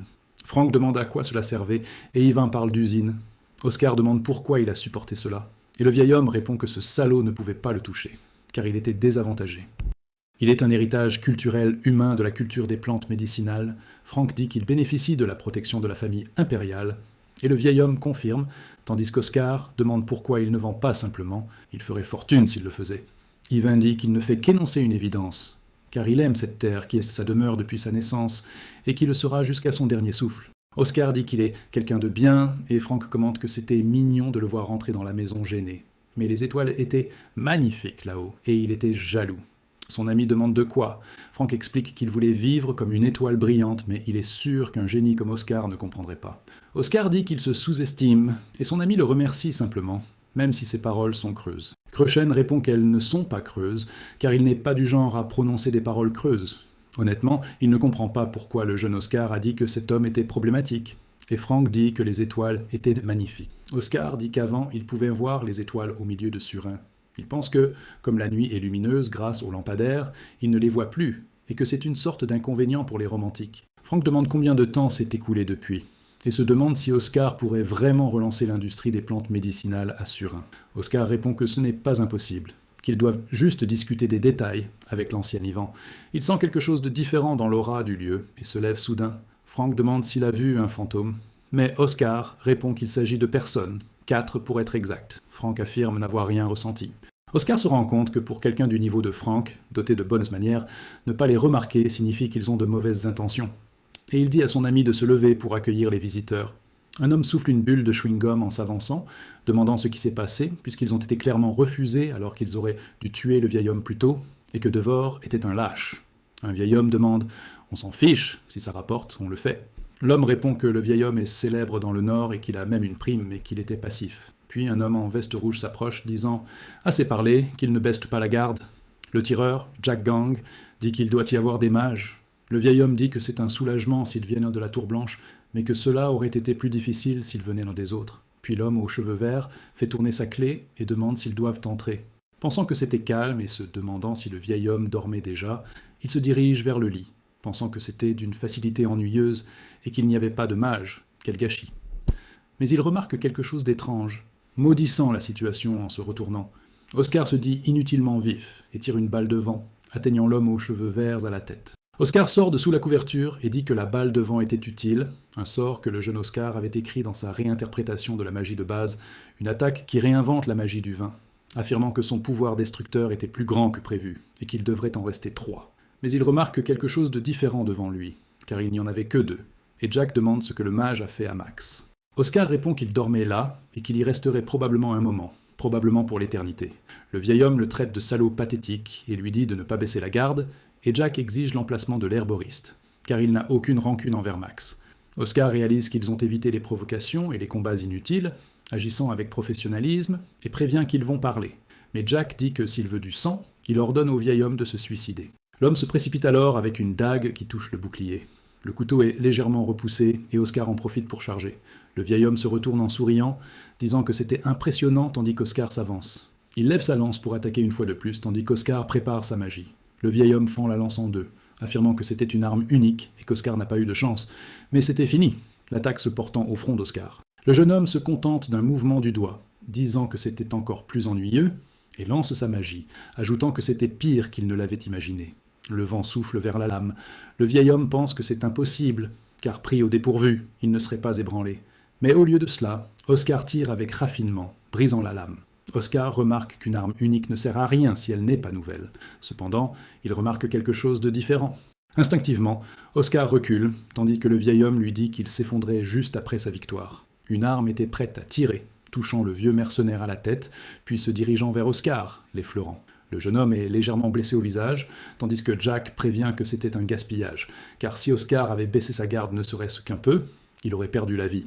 Oscar s'enquiert de son camarade, mais Jack répond qu'il était son subordonné et facilement remplaçable. Le mage pense que c'est pour cela que les criminels sont terribles, et demande ce qu'était ce jouet. Jack dit qu'il serait triste de l'appeler un jouet, car il était très cher. Oscar explique que l'accélération, l'enchantement et la pénétration étaient 3 sorts imprégnés dans l'arme. Le rouquin demande comment il le savait. Oscar dit que c'est pour cela qu'il n'a pas pu la bloquer. Jack se dit arrogant, mais suffisamment talentueux pour le prouver. Il lui demande s'il aimerait travailler avec lui, affirmant que le salaire est bon. Oscar décline en se levant, craignant des démangeaisons à la tête. Jack répond que c'est vrai, mais la conversation est inutile. Oscar se cache derrière des grillages, se demandant dans quel état se trouvait l'ancien maître de la tour magique, puisqu'il a échappé à l'arme nommée. Ses balles de vent étant plus lentes que les projectiles, le combat était désavantagé. Il ne lui restait que la moitié de son mana, et la seule ouverture était le temps que Jack recharge, car après avoir tiré ses balles, il devait recharger, ce qui lui a pris 1,4 secondes. L'homme traverse le champ, se demandant où est passé le rat, et Oscar dit qu'il ne lui reste qu'une balle pour en finir en 1,24 secondes. Il utilise donc la magie d'accélération pour foncer sur l'homme. Jack se tourne vers le mage, lui disant qu'il était vraiment rapide, mais qu'un humain ne peut vaincre cette trinité. Puis il tire contre le pare-brise du jeune homme. Jack dit que c'est fini, mais son projectile contourne le bouclier. Oscar continue d'avancer vers l'homme. Jack se demande comment, puisqu'il ne devrait pas pouvoir esquiver la balle avec la magie d'accélération, se demandant si c'était à cause du bouclier. Tandis que le jeune homme pointe sa main vers le front de l'homme, Jack demande comment un mage de bas niveau a pu y parvenir. Oscar se demande s'il comprendrait s'il lui expliquait, puis soupire profondément en pensant à ce qui s'est passé, car il avait utilisé un équipement gênant plus tôt, se demandant si on appelait la Trinité ces 3 sorts liés à l'arme. Son arme était incroyable, car il aurait eu du mal à la combattre autrement, car il utilisait la friction pour réduire la durabilité de l'enchantement sur le pare-brise. La couche extérieure était flexible, et la couche intérieure dure, de sorte que la balle n'a pas percé la barrière, et si cela n'avait pas fonctionné, il serait resté au sol. Alors, à son retour à la tour, il étudiera l'utilisation de la magie dans les armes modernes, sentant les limites de son corps fragile, car il est clair qu'il doit sauver Frank sain et sauf, et Ivan avant cela. Il avait pressenti quelqu'un dès le début, et comme il en a déjà éliminé 3, il espère que Frank ne sera pas capturé et qu'il pourra patienter encore un peu. Le mage dit au vieux de partir, et Ivan demande de ses nouvelles. Le jeune homme répond qu'il est un peu fort, car il ne pourrait pas se battre correctement avec lui là-bas, mais qu'il le rattraperait bientôt. Ivan acquiesce, lui recommandant d'être prudent. Le mercenaire lui demande s'il a apprécié les adieux, et Frank veut savoir s'il ne s'en prend pas au vieil homme. Ce bandit affirme avoir envoyé le vieil homme en pensant qu'il pourrait survivre, car il était sa cible, mais il se demandait pourquoi tout le monde avait si peur des mages des 4 principales tours magiques. Puis il dégaine son épée, affirmant vouloir d'abord tuer le mage. Il bondit en avant. Frank décoche quelques coups de vent tranchants sur le mercenaire, mais ils sont déviés par un coup d'épée de l'homme, qui dit que c'était trop facile. Il tente ensuite de frapper Frank à la poitrine, lui ordonnant de faire quelque chose d'amusant, lui demandant si c'est tout ce qu'un mage des 4 grandes tours magiques peut faire. Il remarque quelque chose d'étrange. La sensation de son épée transperçant quelque chose est absente. Quelque chose d'étrange se produit lorsque Frank saisit l'épée et assène un coup de vent juste en dessous du cou de l'homme. Il tombe au sol tandis que Frank s'excuse, expliquant que sa constitution est un peu différente, avec un bruit étrange dans la poitrine. Frank réagit avec surprise lorsque le corps heurte le sol. Oscar observe le combat de loin avec son arme, pensant que Frank est un mage spécial, et que c'est le dieu du vent qui lui permet de transformer n'importe quelle partie de son corps en vent. Puisque les attaques physiques ne fonctionnent pas sur lui, ce genre de pouvoir est impossible à vaincre sans magie ou lame d'aura. Il n'avait lu cela que dans les livres, et ses souvenirs provenaient du 7e maître de la tour, un mage spécial qui possédait cette magie innée. Mais il n'aurait jamais imaginé que Frank puisse la posséder. Cela a retenu son attention. Frank demande quand il est arrivé, et Oscar le félicite pour son bon travail, car il était inquiet.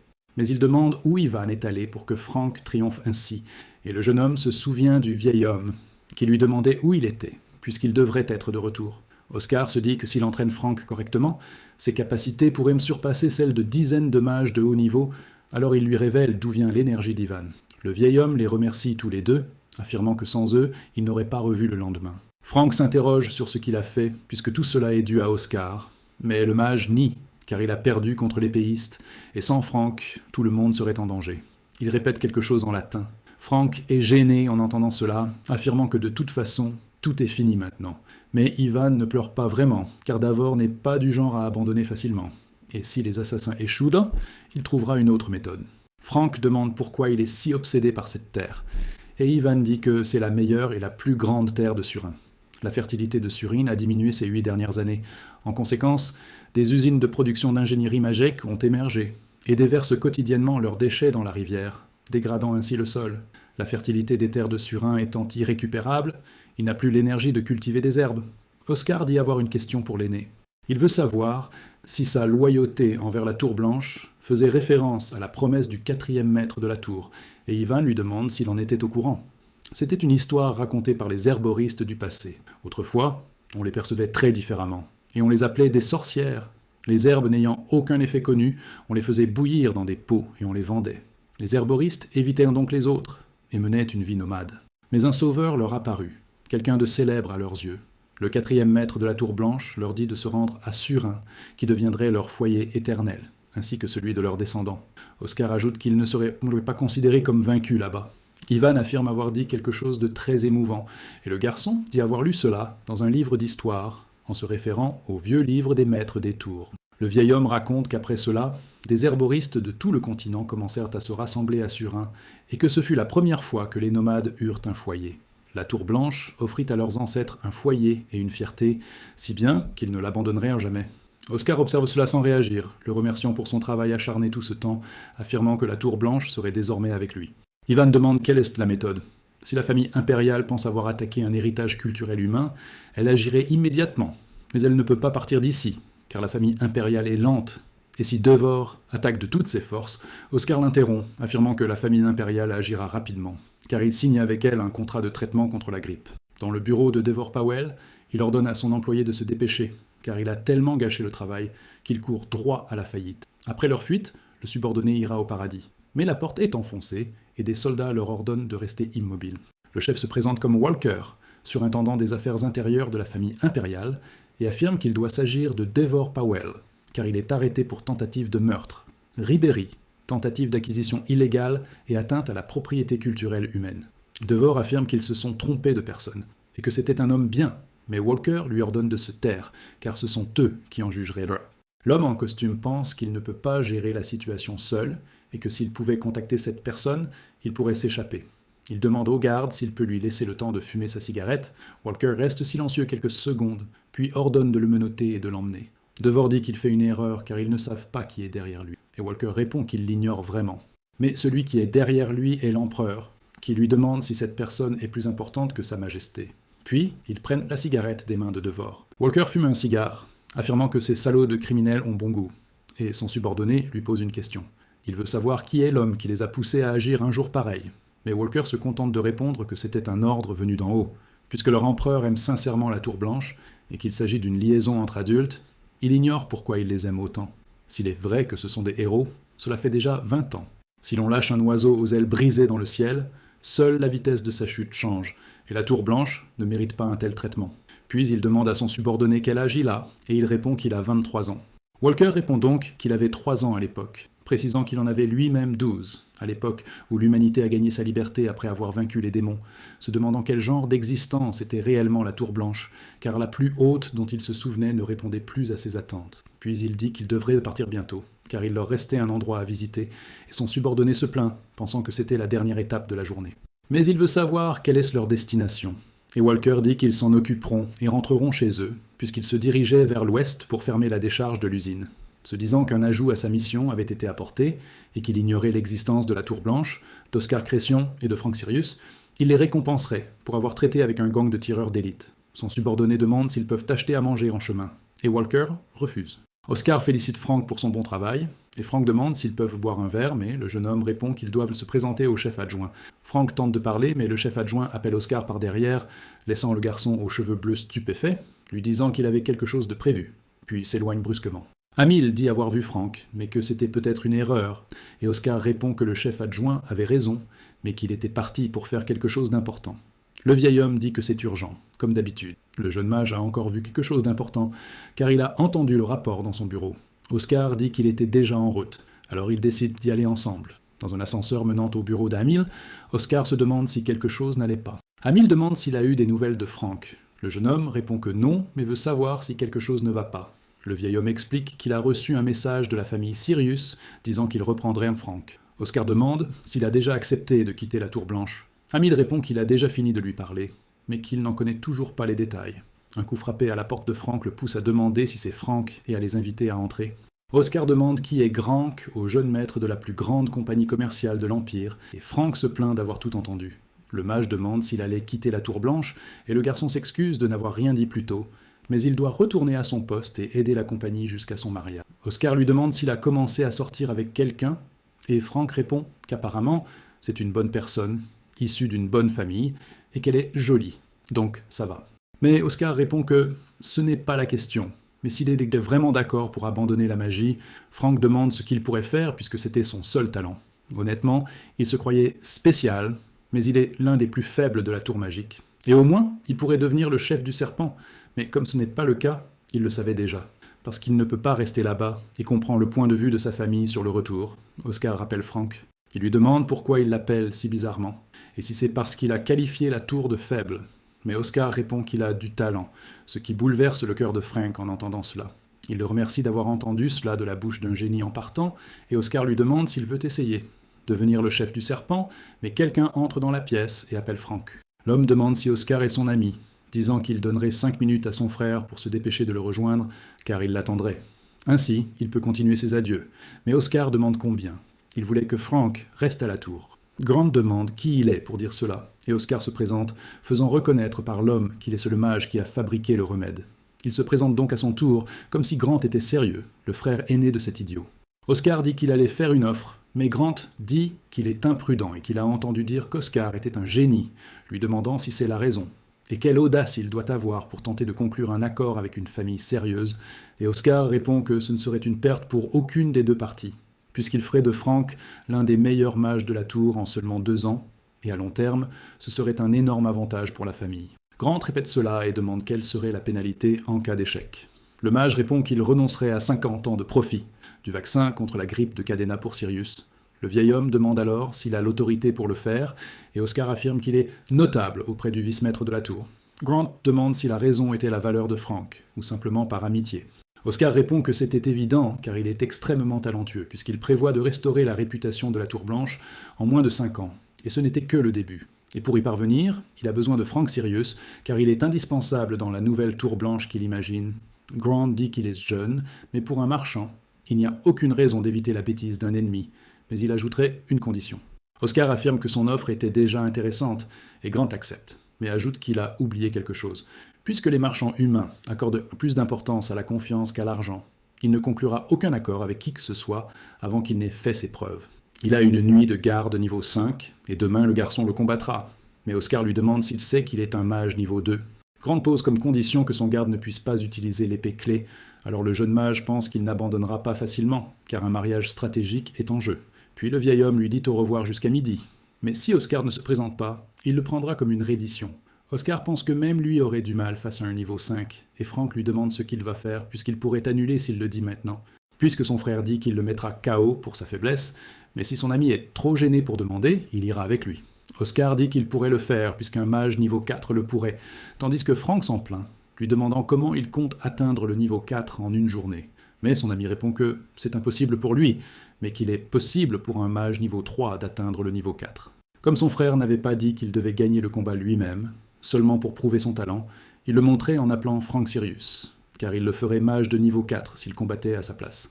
Dans la salle d'entraînement de la tour, au 40e étage, Frank se plaint de ne pas savoir comment faire cela en un jour, alors qu'il n'y est pas parvenu depuis des années, et Oscar affirme que c'est possible, puisqu'il doit garder une posture naturelle, fermer les yeux et faire circuler le mana partout. Oscar dit que c'est joli, touchant certains points du corps de son ami, et expliquant que ces zones sont perdues lorsqu'il fait circuler le mana, et à cause de cela, le niveau de magie baisse. Frank demande si tous les génies voient cela. Il veut savoir s'il pourrait monter de niveau en améliorant cela, mais Oscar répond que cela n'a pas d'importance avec son niveau, car la plupart des mages s'en moquent. Mais ceux qui font partie des moins de 1% appelés archimages, sans souci.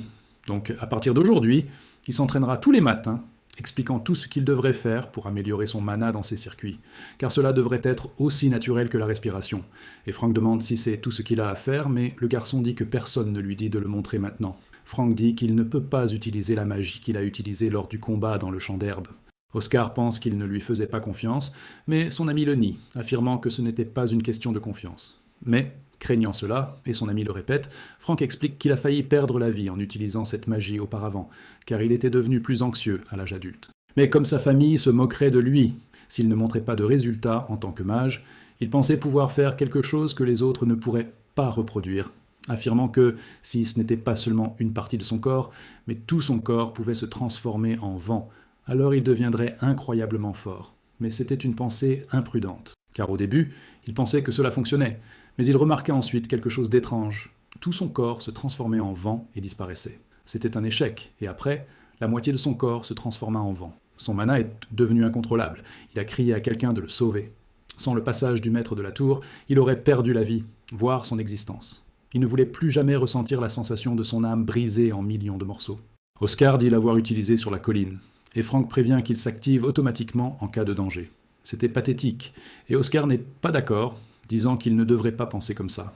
La plupart des mages sont confrontés à ce genre de problème, et la solution est simple. Dans son cas, sa capacité est de contrôler son mana il doit juste l'améliorer, et Frank affirme que le contrôle du mana est un pur talent. Oscar affirme que c'est vrai la plupart du temps, mais qu'il existe un moyen d'obtenir cette capacité de force, puis il dessine un cercle au sol.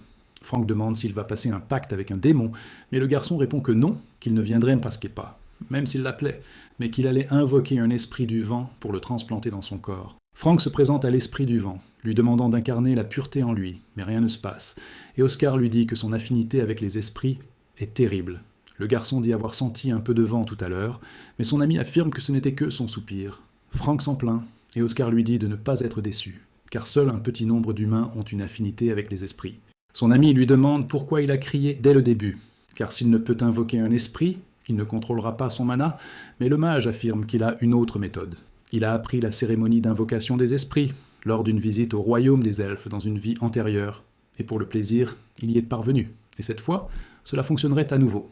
Frank demande s'il doit réciter à nouveau le chant, mais son ami lui dit de s'écarter car il va essayer, pensant que le roi des esprits se souviendra de lui. Oscar ferme les yeux, pensant qu'il ne s'agit pas d'une salle d'entraînement désolée comme celle-ci, mais se tenant devant l'immense arbre-monde, puis il appelle l'esprit du vent et lui ordonne de venir à lui. Frank se demande ce que c'était et s'il a réussi du premier coup. L'esprit du vent demande si c'est l'humain qu'il a invoqué, car c'était la première fois en 27 ans qu'il était appelé. Oscar pense que c'est la même chose et dit qu'il souhaite un contrat, demandant si quelque chose est requis. L'esprit répond qu'une formalité n'est pas nécessaire, demandant si cet humain souhaite nouer un lien d'amitié avec l'esprit le plus haut placé, Célestin, et Oscar répond non, prétextant qu'il aurait dû commencer par cela. Il n'a pas besoin d'esprit et a invoqué le roi des esprits pour le bien de son ami. Le lendemain, dans la salle de duel, Frank demande si le vice-chef a bien dormi et Hamil acquiesce. Le jeune maître demande alors si le programme lui convient. C'est une nuit de niveau 5, et Oscar se présente. Frank explique le contenu du duel. C'est une méthode simple. Celui qui retire le collier de son adversaire en premier gagne. S'il ne gagne pas dans les 5 minutes, il perd. Oscar dit que c'est bon et qu'ils commenceront. Frank prévient donc que s'il veut suspendre le duel, il doit lever la main et demander s'il est d'accord avec cette tenue. Le garçon dit que c'est bon, car ce ne serait pas lui qui se battrait. Frank se tient face à son frère. Frank est surpris et demande ce que cela signifie. Oscar dit qu'on lui a dit de prouver ses capacités, pas de se battre personnellement, et qu'il a entraîné son ami hier. Le frère aîné admet avoir eu tort de ne pas ajouter de conditions pour que le mage se batte personnellement, mais demande s'il s'attendait à ce qu'il soit indulgent envers Frank. Crushing répond que non, qu'il pensait simplement qu'un mage de niveau 4 avait plus de chances qu'un mage de niveau 2, et Frank refait le niveau 4. Arrivé au niveau 3 hier, Oscar dit que pour faire de Frank l'un des meilleurs mages en 2 ans, il doit démontrer autant de talent. Frank dit à Lasley de ne pas le ménager, et son chevalier acquiesce. Oscar tapote Frank dans le dos et lui dit de ne pas avoir peur, car s'il fait tout ce qu'il a entendu hier, il gagnera à coup sûr. Le bleu est d'accord avec lui, disant qu'il reviendrait. Lasley dit que ça fait un moment, et son jeune maître acquiesce. Il décide donc de commencer le duel avec Frank en retrait. Il cherche à se tenir à 20 mètres, mais il remarque quelque chose de différent. Malgré la pression exercée par Lasley, même sans l'épée clé à cette distance, il était toujours aussi fort, et c'était un élève de classe 5. Il se demande s'il doit dire qu'il ne peut plus faire ça maintenant. Oscar remarque l'hésitation de ses camarades, et Frank se souvient de quelque chose. Oscar avait déjà dit qu'il avait besoin de lui, car il le pensait pour sa nouvelle tour et qu'il avait perdu l'épéiste, mais que, sans lui, il serait en difficulté. Frank prépare son poing, voulant lancer une lame de vent vers le chevalier. Il pense qu'il le ferait, car pour la première fois de sa vie, quelqu'un a dit qu'il avait besoin de lui. Alors, s'il ne peut pas décevoir leurs attentes, Lasley détourne les lames avec son épée, pensant s'être amélioré grâce à la technique du jet joyau et à la dispersion de son élan. Il se demandait s'il essayait d'utiliser la technique de maîtrise de l'épée de la nation orientale, mais il bloque le dernier coup avec la lame. La lame de vent s'immobilise en plein vol tandis que Lasley avance, pensant en avoir assez vu. Frank dit qu'il a été trop rapide et, pour le contrer, crée une paume de vent avec sa magie de lame. Frank demande comment il a grandi autant en une demi-journée et s'ils ont utilisé une méthode interdite. Oscar répond qu'il n'a pas à s'inquiéter, car ils ont utilisé une méthode sûre, car il a vraiment beaucoup grandi. Mais c'est tout. Puisque Frank n'a pas le style du mage de combat et qu'il est plus faible que les autres, grandir lui ferait du mal et ce serait un soulagement. Il valait mieux pour lui rester dans la corporation que de se blesser et d'inquiéter sa famille. Il n'essaierait plus jamais de développer sa magie, mais Lasley est sur le point de s'emparer du collier bleu. Oscar sourit et dit que c'est fini. Grant se tourne rapidement vers son camarade, se demandant pourquoi il souriait. La veille, Oscar annonça que la transplantation spirituelle avait réussi et demanda s'il pouvait utiliser la magie du dieu du vent. Frank répondit que cela lui semblait désormais naturel. Le mage répondit qu'il ne pouvait pas encore transformer son corps en vent, car il n'avait pas encore terminé son traumatisme. Franck demanda s'il n'avait aucune chance de gagner demain. Mais Oscar nia, affirmant que s'il utilisait le dieu du vent, ses chances seraient que de 100%, et lui demanda ce qu'il pensait de la transformation du corps en vent. Franck demanda alors s'il y avait autre chose, et son professeur le mit en garde contre un aspect intéressant, car c'est la plus puissante de toutes les unitisations. Cette capacité transforme tout ce qu'il active sur son corps, objet ou vêtement, en vent, et c'était l'aspect le plus absurde du dieu du vent. Il était important de cacher ses atouts jusqu'à la fin du combat, car s'il gagnait ainsi, ce serait plus amusant. Esquivant le coup de Lasley, Franck s'avança et arracha le collier des mains du chevalier qui, impressionné, déclara qu'il n'y avait pas d'autre solution. Il place le collier dans sa main droite qui se met soudain à briller. Franck crie qu'il a enfin réussi. Franck se lève, pensant que même un guérisseur magique avait dit qu'il ne pourrait plus jamais utiliser ça. Amilas, annonçant que le match était terminé, demande s'ils sont d'accord avec le résultat. Oscar félicite son ami pour son excellent travail. Franck se demande s'il a dit l'avoir entraîné pendant une journée, puis baisse soudain les yeux, admettant sa défaite, tandis que Franck serre la main du chevalier. Amil dit qu'ils ont eu du mal à arriver et que c'est dommage de partir si tôt, mais Grant lui demande de s'occuper de son jeune frère, prétextant que Franck a un peu grandi, mais lui dit d'oublier en se détournant. Le jeune homme reste silencieux, tandis qu'Oscar le regarde, se disant drôle, car Franck était content, faisant semblant de ne pas avoir entendu. Le lendemain, le jeune homme demande si c'était l'entrée, et pourquoi sa salle d'entraînement ressemblait à ça, si c'était manifestement une prison au sous-sol. Et Oscar répond qu'elle avait été utilisée pendant des siècles, mais qu'il n'avait pas tort. Il a de grandes attentes envers lui. Le jeune homme se plaint de devoir s'entraîner en isolement après une seule journée de repos. Et Oscar lui conseille de rester positif, car il n'a besoin que d'aider l'esprit. Franck affirme que c'est vrai, mais son ami lui conseille de ne pas faire l'enfant, car il ne perdrait pas la vie. Il se demande si c'est vraiment le cas. Puis ils se disent au revoir. Oscar s'excuse mentalement auprès de lui, car, à vrai dire, c'est lui qui avait demandé ce genre de choses. Le soir, après le duel, Amil demande s'il veut vraiment soumettre Franck à un entraînement en isolement de 30 jours, même s'il a gagné, et Oscar répond qu'il en a besoin. Le vice-chef promet qu'ils seront gentils avec lui pendant 1 mois, mais il a de bonnes nouvelles. L'entreprise sérieuse a déclaré pouvoir désormais utiliser librement le réseau de distribution, et Oscar demande s'ils le fourniront gratuitement, pensant qu'il a dû calculer rapidement, comme on l'attendait de l'entreprise, et qu'ils en tireraient un grand profit si la tour se relevait, et que Franck devenait un grand mage. Il pense donc ne pas s'en vouloir, affirmant que c'était vraiment une bonne nouvelle. Amil lui demande ensuite s'il aimerait donner une conférence. Oscar répond que ce n'est pas qu'il ne pouvait pas le laisser faire. Pensant qu'Amil voulait qu'il se concentre sur le département des potions pour l'instant, il demande s'il y avait une raison pour que la tour blanche devienne forte en peu de temps. Amil plaisante en disant qu'il a vite compris et demande s'il a entendu parler de la nuit des mages, ce jour où les mages de toutes les tours se rassemblent, créés à l'origine pour démontrer leur talent en harmonie. L'empereur a instauré ce jour pour tisser des liens, mais il était évident que cela n'arriverait pas, car ils ne se battent que pendant ce rassemblement. Taylor, 28 d'Arve 435. 20. Le corps se transforme en vent. Franck demande alors s'il y a autre chose, et son professeur le met en garde contre un aspect intéressant, car c'est la plus puissante de toutes les unitisations. Cette capacité transforme tout ce qu'il active sur son corps, objets ou vêtements, en vent, et c'était la partie la plus absurde du dieu du vent. Il était important de garder ses atouts cachés jusqu'à la fin du combat, car s'il gagnait ainsi, ce serait plus amusant. Esquivant le coup de Lasley, Franck avance et arrache le collier des mains du chevalier. Impressionné, il affirme qu'il n'y avait pas d'autre solution. Il le place dans sa main droite qui se met soudain à briller. Franck crie qu'il a enfin réussi. Franck se lève, pensant que même un guérisseur magique avait dit qu'il ne pourrait plus jamais utiliser cela. Amilas, annonçant que le match était terminé, demande s'ils sont d'accord avec le résultat. Oscar félicite son ami pour son excellent travail. Franck se demande s'il a dit l'avoir entraîné une journée, puis baisse soudain les yeux, avouant sa défaite, tandis que Franck serre la main du chevalier. Amil dit qu'ils ont eu du mal à arriver et que c'est dommage de partir si tôt. Mais Grant lui demande de s'occuper de son jeune frère, prétextant que Franck a un peu grandi, mais lui conseille d'oublier en se détournant.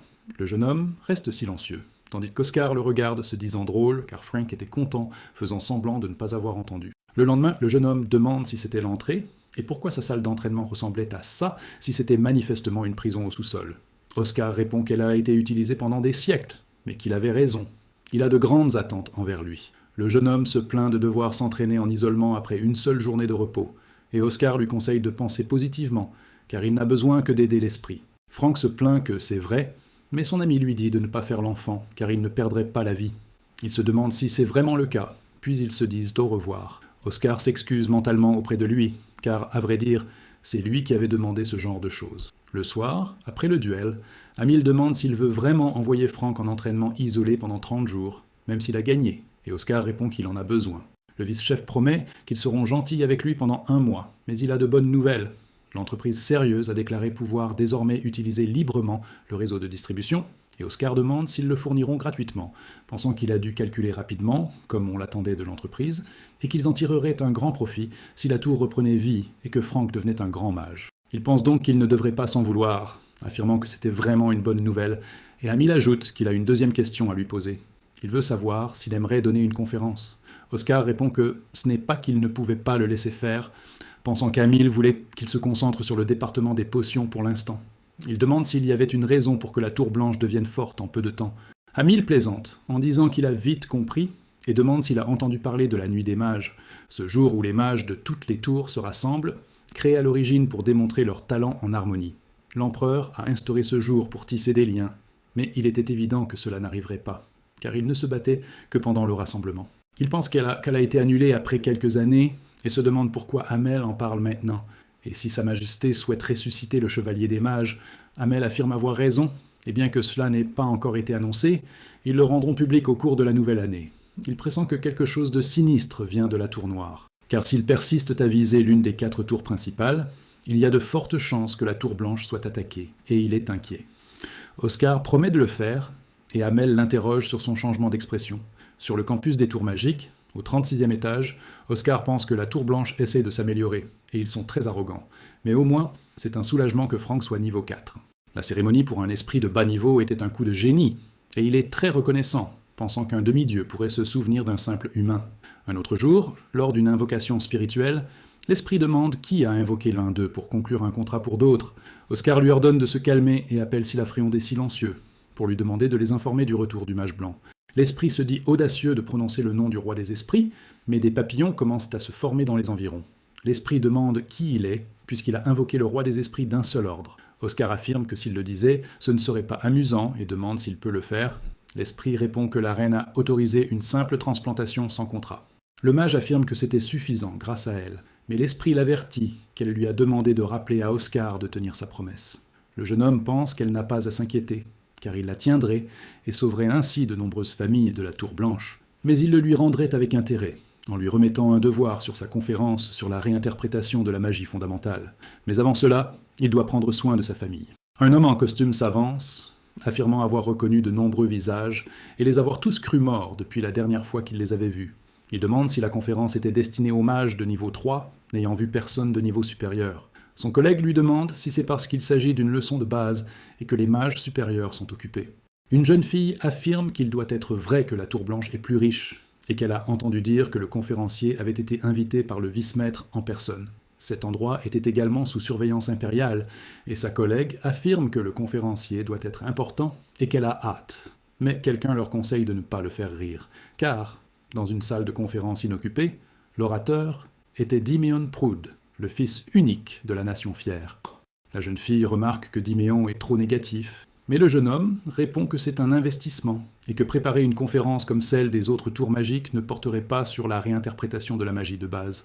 Il demanda s'il ne pouvait pas simplement observer les 32 personnes présentes, car seul un des mages de rang inférieur n'était pas venu, et ce serait une excellente leçon, comme il l'avait dit. Il était donc certain que le noble génie de niveau 2 viendrait aussi, mais quelque chose interrompit la conversation, réduisant la salle au silence.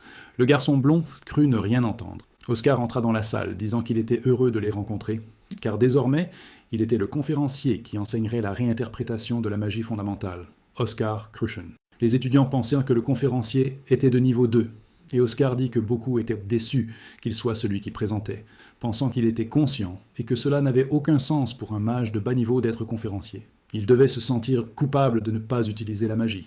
Oscar dit que si l'un d'eux avait des regrets, il pouvait partir maintenant, car ils n'étaient plus des élèves de l'académie sous le contrôle d'un professeur, mais il posait une condition. Ils doivent éprouver leur capacité en montrant qu'ils n'ont pas besoin d'apprendre cela, et le temps imparti est de 10 minutes, et dans ce délai, ils doivent dire qu'ils n'assisteront pas à son cours. Demandant si ce n'était pas un test vraiment simple, les élèves se plaignirent qu'il les avait rendus muets et qu'il leur demandait maintenant de le faire. Or, c'était un test, car il était de niveau 2. Il ne s'agissait donc certainement pas de silence, mais il était possible de le résoudre. Autrement dit, il disait que s'ils ne pouvaient pas annuler le sort et parler, ils devraient en suivre le cours. Oscar songea à leur capacité, car il avait intentionnellement laissé quelques trous dans le sort, mais cela ne signifiait pas que c'était facile. Alors que le verre dur était sur le point de se vider, il demanda s'il n'y aurait vraiment personne. Dignan frappa la table en disant qu'il avait réussi. Oscar pensa que le garçon faisait partie des mages débutants. Fier de Dignan, Oscar le félicita, et le garçon répondit que c'était plus facile que prévu, car il avait essayé de résoudre le problème lentement. Le temps s'écoula et le sort fut annulé, tandis qu'Oscar ordonna à tout le monde de se taire, car le temps était écoulé et seul Dignan avait réussi. Dignan dit que c'est clair et qu'il n'a pas besoin de suivre le cours, et le professeur accepte. Le prince pense l'avoir laissé partir si facilement, et était sincèrement curieux de savoir ce qu'il apprendrait dans ce cours. Oscar pense qu'il était encore un enfant et qu'il pouvait voir tout ce qu'il pensait, alors il dit qu'il sera récompensé pour être le seul à apprendre un sort. Il demande quel sort de base il préfère, et Dignan répond que c'est la fente du vent. Le professeur lui suggère donc d'essayer. L'élève grogne que c'est pénible tout en lançant sa magie, demandant si c'est suffisant. Oscar dit que c'était bien et qu'il lui apprendrait la fente du vent aujourd'hui. Dignan demande s'il ne l'a pas vu flotter devant lui, mais le professeur répond que, selon lui, c'était une copie à moitié finie, et qu'il y avait deux problèmes, comme prendre un couteau dans sa main. Il dit que ce sort n'était pas fait de vent et demande à Dignan ce qu'est le vent. L'enfant répond que le vent est de l'air en mouvement, mais le professeur affirme que l'eau reste de l'eau même accumulée, et que le feu reste du feu quoi qu'il arrive, mais du vent. C'est de l'air en mouvement constant, et c'est pourquoi il n'a pas réussi à créer une entaille du vent appropriée. Tout comme l'eau pourrie, la magie créée par l'air ne flotte pas si elle se déforme. Ils doivent donc rester vigilants, car la Tour Blanche est un lieu où règne le vent, autrement dit, la magie doit rester en flux constant. Sinon, comme il l'a montré plus tôt, elle sera facilement détruite. Dignan demande quel était l'autre problème, et Oscar répond qu'il a perdu trop de magie en lançant ce sort, et qu'il serait très utile de réduire la quantité utilisée. Si sa magie atteint un certain niveau, il peut apprendre beaucoup, rien qu'en observant son adversaire lancer des sorts, comme sa personnalité, se demandant si cela lui semble indiscret. Ayant également un aperçu de leur passé, et comme il est de la famille fière, il a naturellement essayé de les suivre, imitant l'entaille du vent, mais avant d'apprendre la magie correctement, copier la fente du vent était difficile, car c'était l'un des sorts de base les plus difficiles, et il forçait plus de mana que nécessaire, une habitude qui perdura encore aujourd'hui. Oscar dit que, puisqu'il a trouvé la cause, il obtiendra une fente du vent parfaite s'il corrige les problèmes, mais il a perdu un élève de sa classe, et c'est du gâchis. Dignan continue son chemin et demande qui a dit qu'il partait, tout en retournant à sa place initiale. 3 semaines plus tard, les élèves évoquent les rumeurs selon lesquelles Oscar était un instructeur hors pair, affirmant qu'il était un instructeur étoile. Un camarade demande si cela aiderait quelqu'un de niveau intermédiaire, mais le garçon répond que des élèves de niveau 4 et 5 étaient présents. L'élève demande s'il devrait y aller aussi, et l'élève aux cheveux bleus répond honnêtement. Il attendait sa réponse, et il devrait bientôt partir, parce qu'ils étaient encore 7 dans les cours qui commençaient à 9 heures, et qu'ils auraient dû arriver tôt, car s'ils étaient en retard, ils risquaient de ne pas pouvoir entrer. Tous les élèves de la cafétéria restèrent assis, puis se levèrent brusquement, prêts à partir. Les élèves de la classe se demandèrent pourquoi il y avait autant de mages de niveau 4 et 5 dans un cours de magie basique. Même l'ancien Maxime était présent, mais ce niveau ressemblait davantage à un séminaire de magie académique. Oscar entre dans la salle et salue tout le monde, expliquant que le sort qu'ils allaient apprendre aujourd'hui était important et qu'ils étaient donc ravis de leur présence. Les élèves applaudissent avec enthousiasme, et le professeur affirme que le sort est essentiel tant qu'ils pratiquent dans la magie. C'était le sort de vent de base. Les élèves pensent que c'est le plus élémentaire de tous, celui qu'ils apprennent dès leur entrée dans la Tour Blanche. Maxime dit qu'il n'est là que pour observer, mais il est curieux et se demande si Oscar va vraiment enseigner le vent à tous ces gens. Le professeur confirme et demande à l'ancien s'il peut faire une démonstration du sort. Maxime utilise le sort de vent, repoussant tous les élèves. Il demande si c'est suffisant, et Oscar le remercie, puis demande à l'élève Anirava de faire le même sort. La jeune fille demande pourquoi, puisqu'il y a des gens meilleurs qu'elle. Mais elle lance quand même le sort de vent. Les élèves disent qu'il est tout doux et chaud. Oscar demande si quelqu'un peut faire la différence entre les sorts. Les élèves devinent la force et la portée, mais un élève, au fond, s'exprime sur le tempérament du mana. Oscar affirme que Véronica Frix a raison. Comme elle l'a dit, il y a une différence dans le tempérament du mana qu'ils ont créé, et c'est fascinant, car tout au long du processus, de la formation à l'incantation, c'était le même. L'un était chaud comme le vent du désert, l'autre doux comme une brise printanière. La différence était si grande qu'il était difficile de considérer qu'il s'agissait du même vent, et il voulait poser une autre question. Demandant qui comprend le tempérament du mana, l'un des élèves parle des 4 types de mana, mais le professeur répond que c'est un concept différent. Leur compréhension du mana diffère, et ils doivent apprendre les racines de la tour blanche, autrement dit l'équilibre, et ils demandent pourquoi le blanc et le bleu en sont les représentants. Un élève suppose que cela est dû aux caractéristiques des éléments, et Oscar le confirme. Les tours rouges et or sont puissantes et rapides, mais manquent d'harmonie. Seuls le vent et l'eau peuvent être chauds ou froids, symbolisant l'équilibre. La distinction entre les tours blanches et bleues réside dans leur représentation de l'équilibre. Par exemple, les conditions pour faire bouillir de l'eau sont simples. Une pression atmosphérique standard nécessite une centaine de degrés et un certain temps, ce qui est encore plus simple, car produire un vent chaud est plus facile que faire bouillir de l'eau. L'assimiler est encore plus facile. Il transforme la nature tel un caméléon et refroidit la pièce. Le vent est plus libre que tout autre élément. Il peut créer une force aussi puissante que les flammes de la tour rouge, être aussi rapide que l'éclair de la tour dorée, ou adopter une forme libre comme l'eau de la tour bleue. De plus, la tour bleue ne peut mélanger l'eau et l'huile, mais le vent est sans limite, et, selon l'imagination du mage, il peut adopter n'importe quel tempérament. Seul le vent peut s'harmoniser avec tout ce qui existe en ce monde. Par conséquent, les mages de la tour blanche doivent être conscients de leur façon de penser et de percevoir le vent. Demandez à quel genre d'entité ils pensent lorsque le vent est. Tel était le but de la leçon d'aujourd'hui. Un collègue à côté de l'aîné l'appelle, tandis que Maxime murmure à propos du vent. Oscar lui dit d'attendre avant de faire quoi que ce soit, tandis que l'aîné continue d'appeler le vent et le professeur s'y oppose. Maxime affirme qu'il en est certain, et c'est bien le cas, tandis qu'Oscar affirme qu'il ne doit pas y toucher, car tout le monde devrait s'éloigner de lui pour ne pas interrompre l'illumination de l'aîné. Les élèves demandent alors « pourquoi ?» tout à coup. Oscar explique que Maxime est en train de vivre un éveil, et l'aîné ouvre alors les yeux. Le jeune homme lui demande s'il va bien, et Maxime répond qu'il n'a pas encore atteint le niveau 8, remerciant Oscar pour cela, mais ajoutant que puisqu'il est le professeur, c'est lui qui devrait le remercier. Le jeune homme dit que c'est agréable à entendre, pensant que grâce à lui, ses leçons seront plus faciles à l'avenir et que personne en dessous de lui ne tentera de l'attaquer. Le meilleur dans tout ça, c'est Véronica Frix, au milieu de la foule, car il a réussi à attirer l'attention d'un des enfants à problème dont il a lu le journal d'Oscar. Le lendemain, le garçon traverse la tour, pensant que Véronica a dit qu'il y avait quelque chose d'intéressant dans la salle d'entraînement, et que si elle s'est montrée amicale, c'est parce qu'elle a aimé la leçon, et il sait qu'elle le regardait avec pitié parce qu'elle ne connaissait pas la salle de sport. Il arrive devant un endroit et se demande si c'est bien ça, car il a entendu dire que 3 des 13 salles d'entraînement étaient comme ça, mais la couleur des portes était différente. Il se demande si c'est spécial, car il ne ferait pas ça s'il n'y avait pas une porte magique qui ne s'ouvre que lorsqu'on la touche. Oscar lève les yeux, évoque les différentes sensations et un message vocal l'accueille. Argo, le système d'entraînement nouvelle génération. Oscar pense que la salle d'entraînement utilise la magie et que ces salauds de la tour dorée ont dû prendre tout l'argent. Argo, quant à lui, promet un entraînement spécifique s'il enregistre ces informations, mais le garçon refuse. Il va s'entraîner comme un inconnu et doit choisir son niveau d'entraînement, car le programme comporte 100 niveaux et qu'il peut s'entraîner selon ses propres standards. Oscar lui indique de commencer au niveau 1 et le système comprend. Il fait apparaître 3 boules et demande au mage d'utiliser des attaques physiques ou magiques pour les détruire. S'il utilise un sort de zone horizontale, il l'annule, mais le garçon les détruit facilement et passe ainsi le niveau 1. Oscar trouve que c'était pas mal et veut passer au niveau supérieur. Argo demande quel niveau il va choisir. Le mage sélectionne le niveau 100 et le système l'avertit que la taille des boules va diminuer et accélérer considérablement, étant donné l'hostilité actuelle. S'il est en danger, il devrait annuler. Oscar se demande quel miracle cela doit être de provoquer un tel chaos. Mais une lumière très rapide passe derrière lui. Argo lui dit d'utiliser une attaque physique ou magique pour faire éclater les 1000 boules. S'il utilise un sort de zone, il sera annulé, et même si plus de 10 attaques touchent, le résultat sera identique. Oscar lance 3 coups de vent, coupant les boules en ligne, pensant qu'il doit les faire éclater, et qu'à ce rythme, son mana s'épuisera.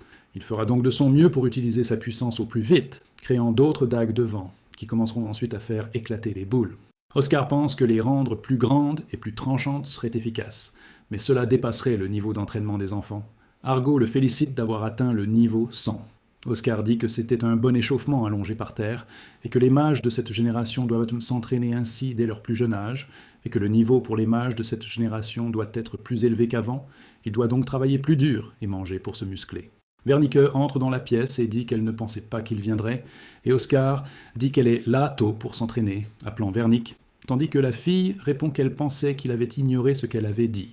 Oscar dit qu'il est juste venu lui rendre visite et que sa philosophie est qu'un mana sain crée un corps sain. Alors la fille se demande si ce n'est pas la philosophie d'Oscar Sage, se demandant s'il a mangé quelque chose de mauvais ce matin-là. Et pourquoi il a répété la célèbre phrase d'Oscar Sage comme si c'était la sienne, et pourquoi le salaud qu'il a méprisé parce qu'elle était une noble, alors qu'ils étaient tous deux orphelins, a soudainement changé. Puis dit à Argo de préparer un échauffement de niveau 50. Elle demande s'il y a eu un changement dans le classement, et si Killian est toujours là, mais Argo répond que la réalité a changé. La fille lui demande de lui montrer, voyant le nom AAA et voulant savoir qui il est, mais Argo répond que pour des raisons de sécurité, il ne peut pas le lui dire. La jeune fille se demande s'il était un ancien, mais nie, car il faut être en dessous du niveau 5 pour avoir un rang. Pourtant, il a réussi à battre le record du démon en 10 minutes. Argo affirme qu'il était le premier, mais la jeune fille demande qui il était. Cependant, pour des raisons de sécurité, le système ne pouvait pas le dire. Il voulait savoir si c'était Oscar Cruchen, mais Argo répète la réponse. Le garçon arpente les couloirs en se demandant s'il aura bientôt mal, mais il croise l'ancien Maxime en chemin. Oscar le salue, et l'ancien lui dit que c'est le moment idéal, car il a quelque chose à lui demander, car Fidelina a dit que les marchands n'achètent pas leurs potions, et que cela doit être dû à la tour d'Azur. Mais en tant que membre de l'équipe de production, il devrait être au courant. Oscar s'éloigne, irrité, en pensant à ces salauds pathétiques, et se demande pourquoi la file d'attente au café était si longue ce jour-là. Un élève remarque qu'il s'agissait d'un courriel du 1er au 5e message, se demandant s'il avait entendu dire qu'ils allaient augmenter son salaire depuis aujourd'hui. Oscar se demande s'ils étaient livreurs, et son collègue remarque qu'ils ont enfin eu une pause. Le mage se rend compte que les livraisons ne représentent maintenant pas un marché important, car elles nécessitent un grand nombre de travailleurs sans gagner beaucoup d'argent ni gagner en pouvoir, et que le seul avantage est d'obtenir l'approbation des citoyens. Le livreur roux explique que les anciens leur donnaient de la nourriture parce qu'ils travaillaient dur, ce qui attire l'attention d'Oscar. Il leur demande poliment si, lors des livraisons, ils croisent souvent des gens. Les livreurs confirment, car ils ont besoin de signatures sur le conteneur pour prouver qu'ils ont bien livré les articles. Le mage dit que c'était d'une grande aide et les remercie avant de s'enfuir. Hamil résume les informations de son élève et lui demande s'il souhaite livrer à domicile, ce que le mage accepte. Le vieil homme explique que puisque les marchands ne sont pas en activité, ils devraient cibler les consommateurs, et que leurs potions ne sont pas utilisées tous les jours. Mais Oscar dit qu'il en prépare une nouvelle. Hamil répète le mot « innovation », et le jeune homme répond qu'il ne peut pas l'appeler ainsi, car il s'agit d'une potion de récupération de niveau intermédiaire, très efficace dans une tour blanche. On peut ajuster progressivement cette potion pour la diviser en 4, selon l'âge et le sexe. Oscar se met à rêver aux propriétés de chacune des 4 potions, afin de mieux communiquer avec les citoyens. Quelques jours plus tard, un vieil homme assis sur la place dit qu'il a vieilli, et qu'il n'a plus beaucoup d'énergie. Un livreur s'approche et lui dit que c'est bon de le revoir après hier, car il a une lettre pour aujourd'hui. Le vieil homme sourit, expliquant que ses amis étaient encore en vie. Le livreur précise alors que ces personnes appartenaient à la génération du centenaire. Le vieil homme répète cela, car il n'a que 80 ans et qu'il sent sa tête s'alourdir à cause du manque d'énergie. Le livreur demande alors au vieil homme pourquoi il n'essaie pas, lui tendant une potion et expliquant que c'est la dernière création de sa tour magique, un tonique appelé S0. Notre vidéo se termine ici. Si vous l'avez apprécié, aimez la chaîne et abonnez-vous. À bientôt.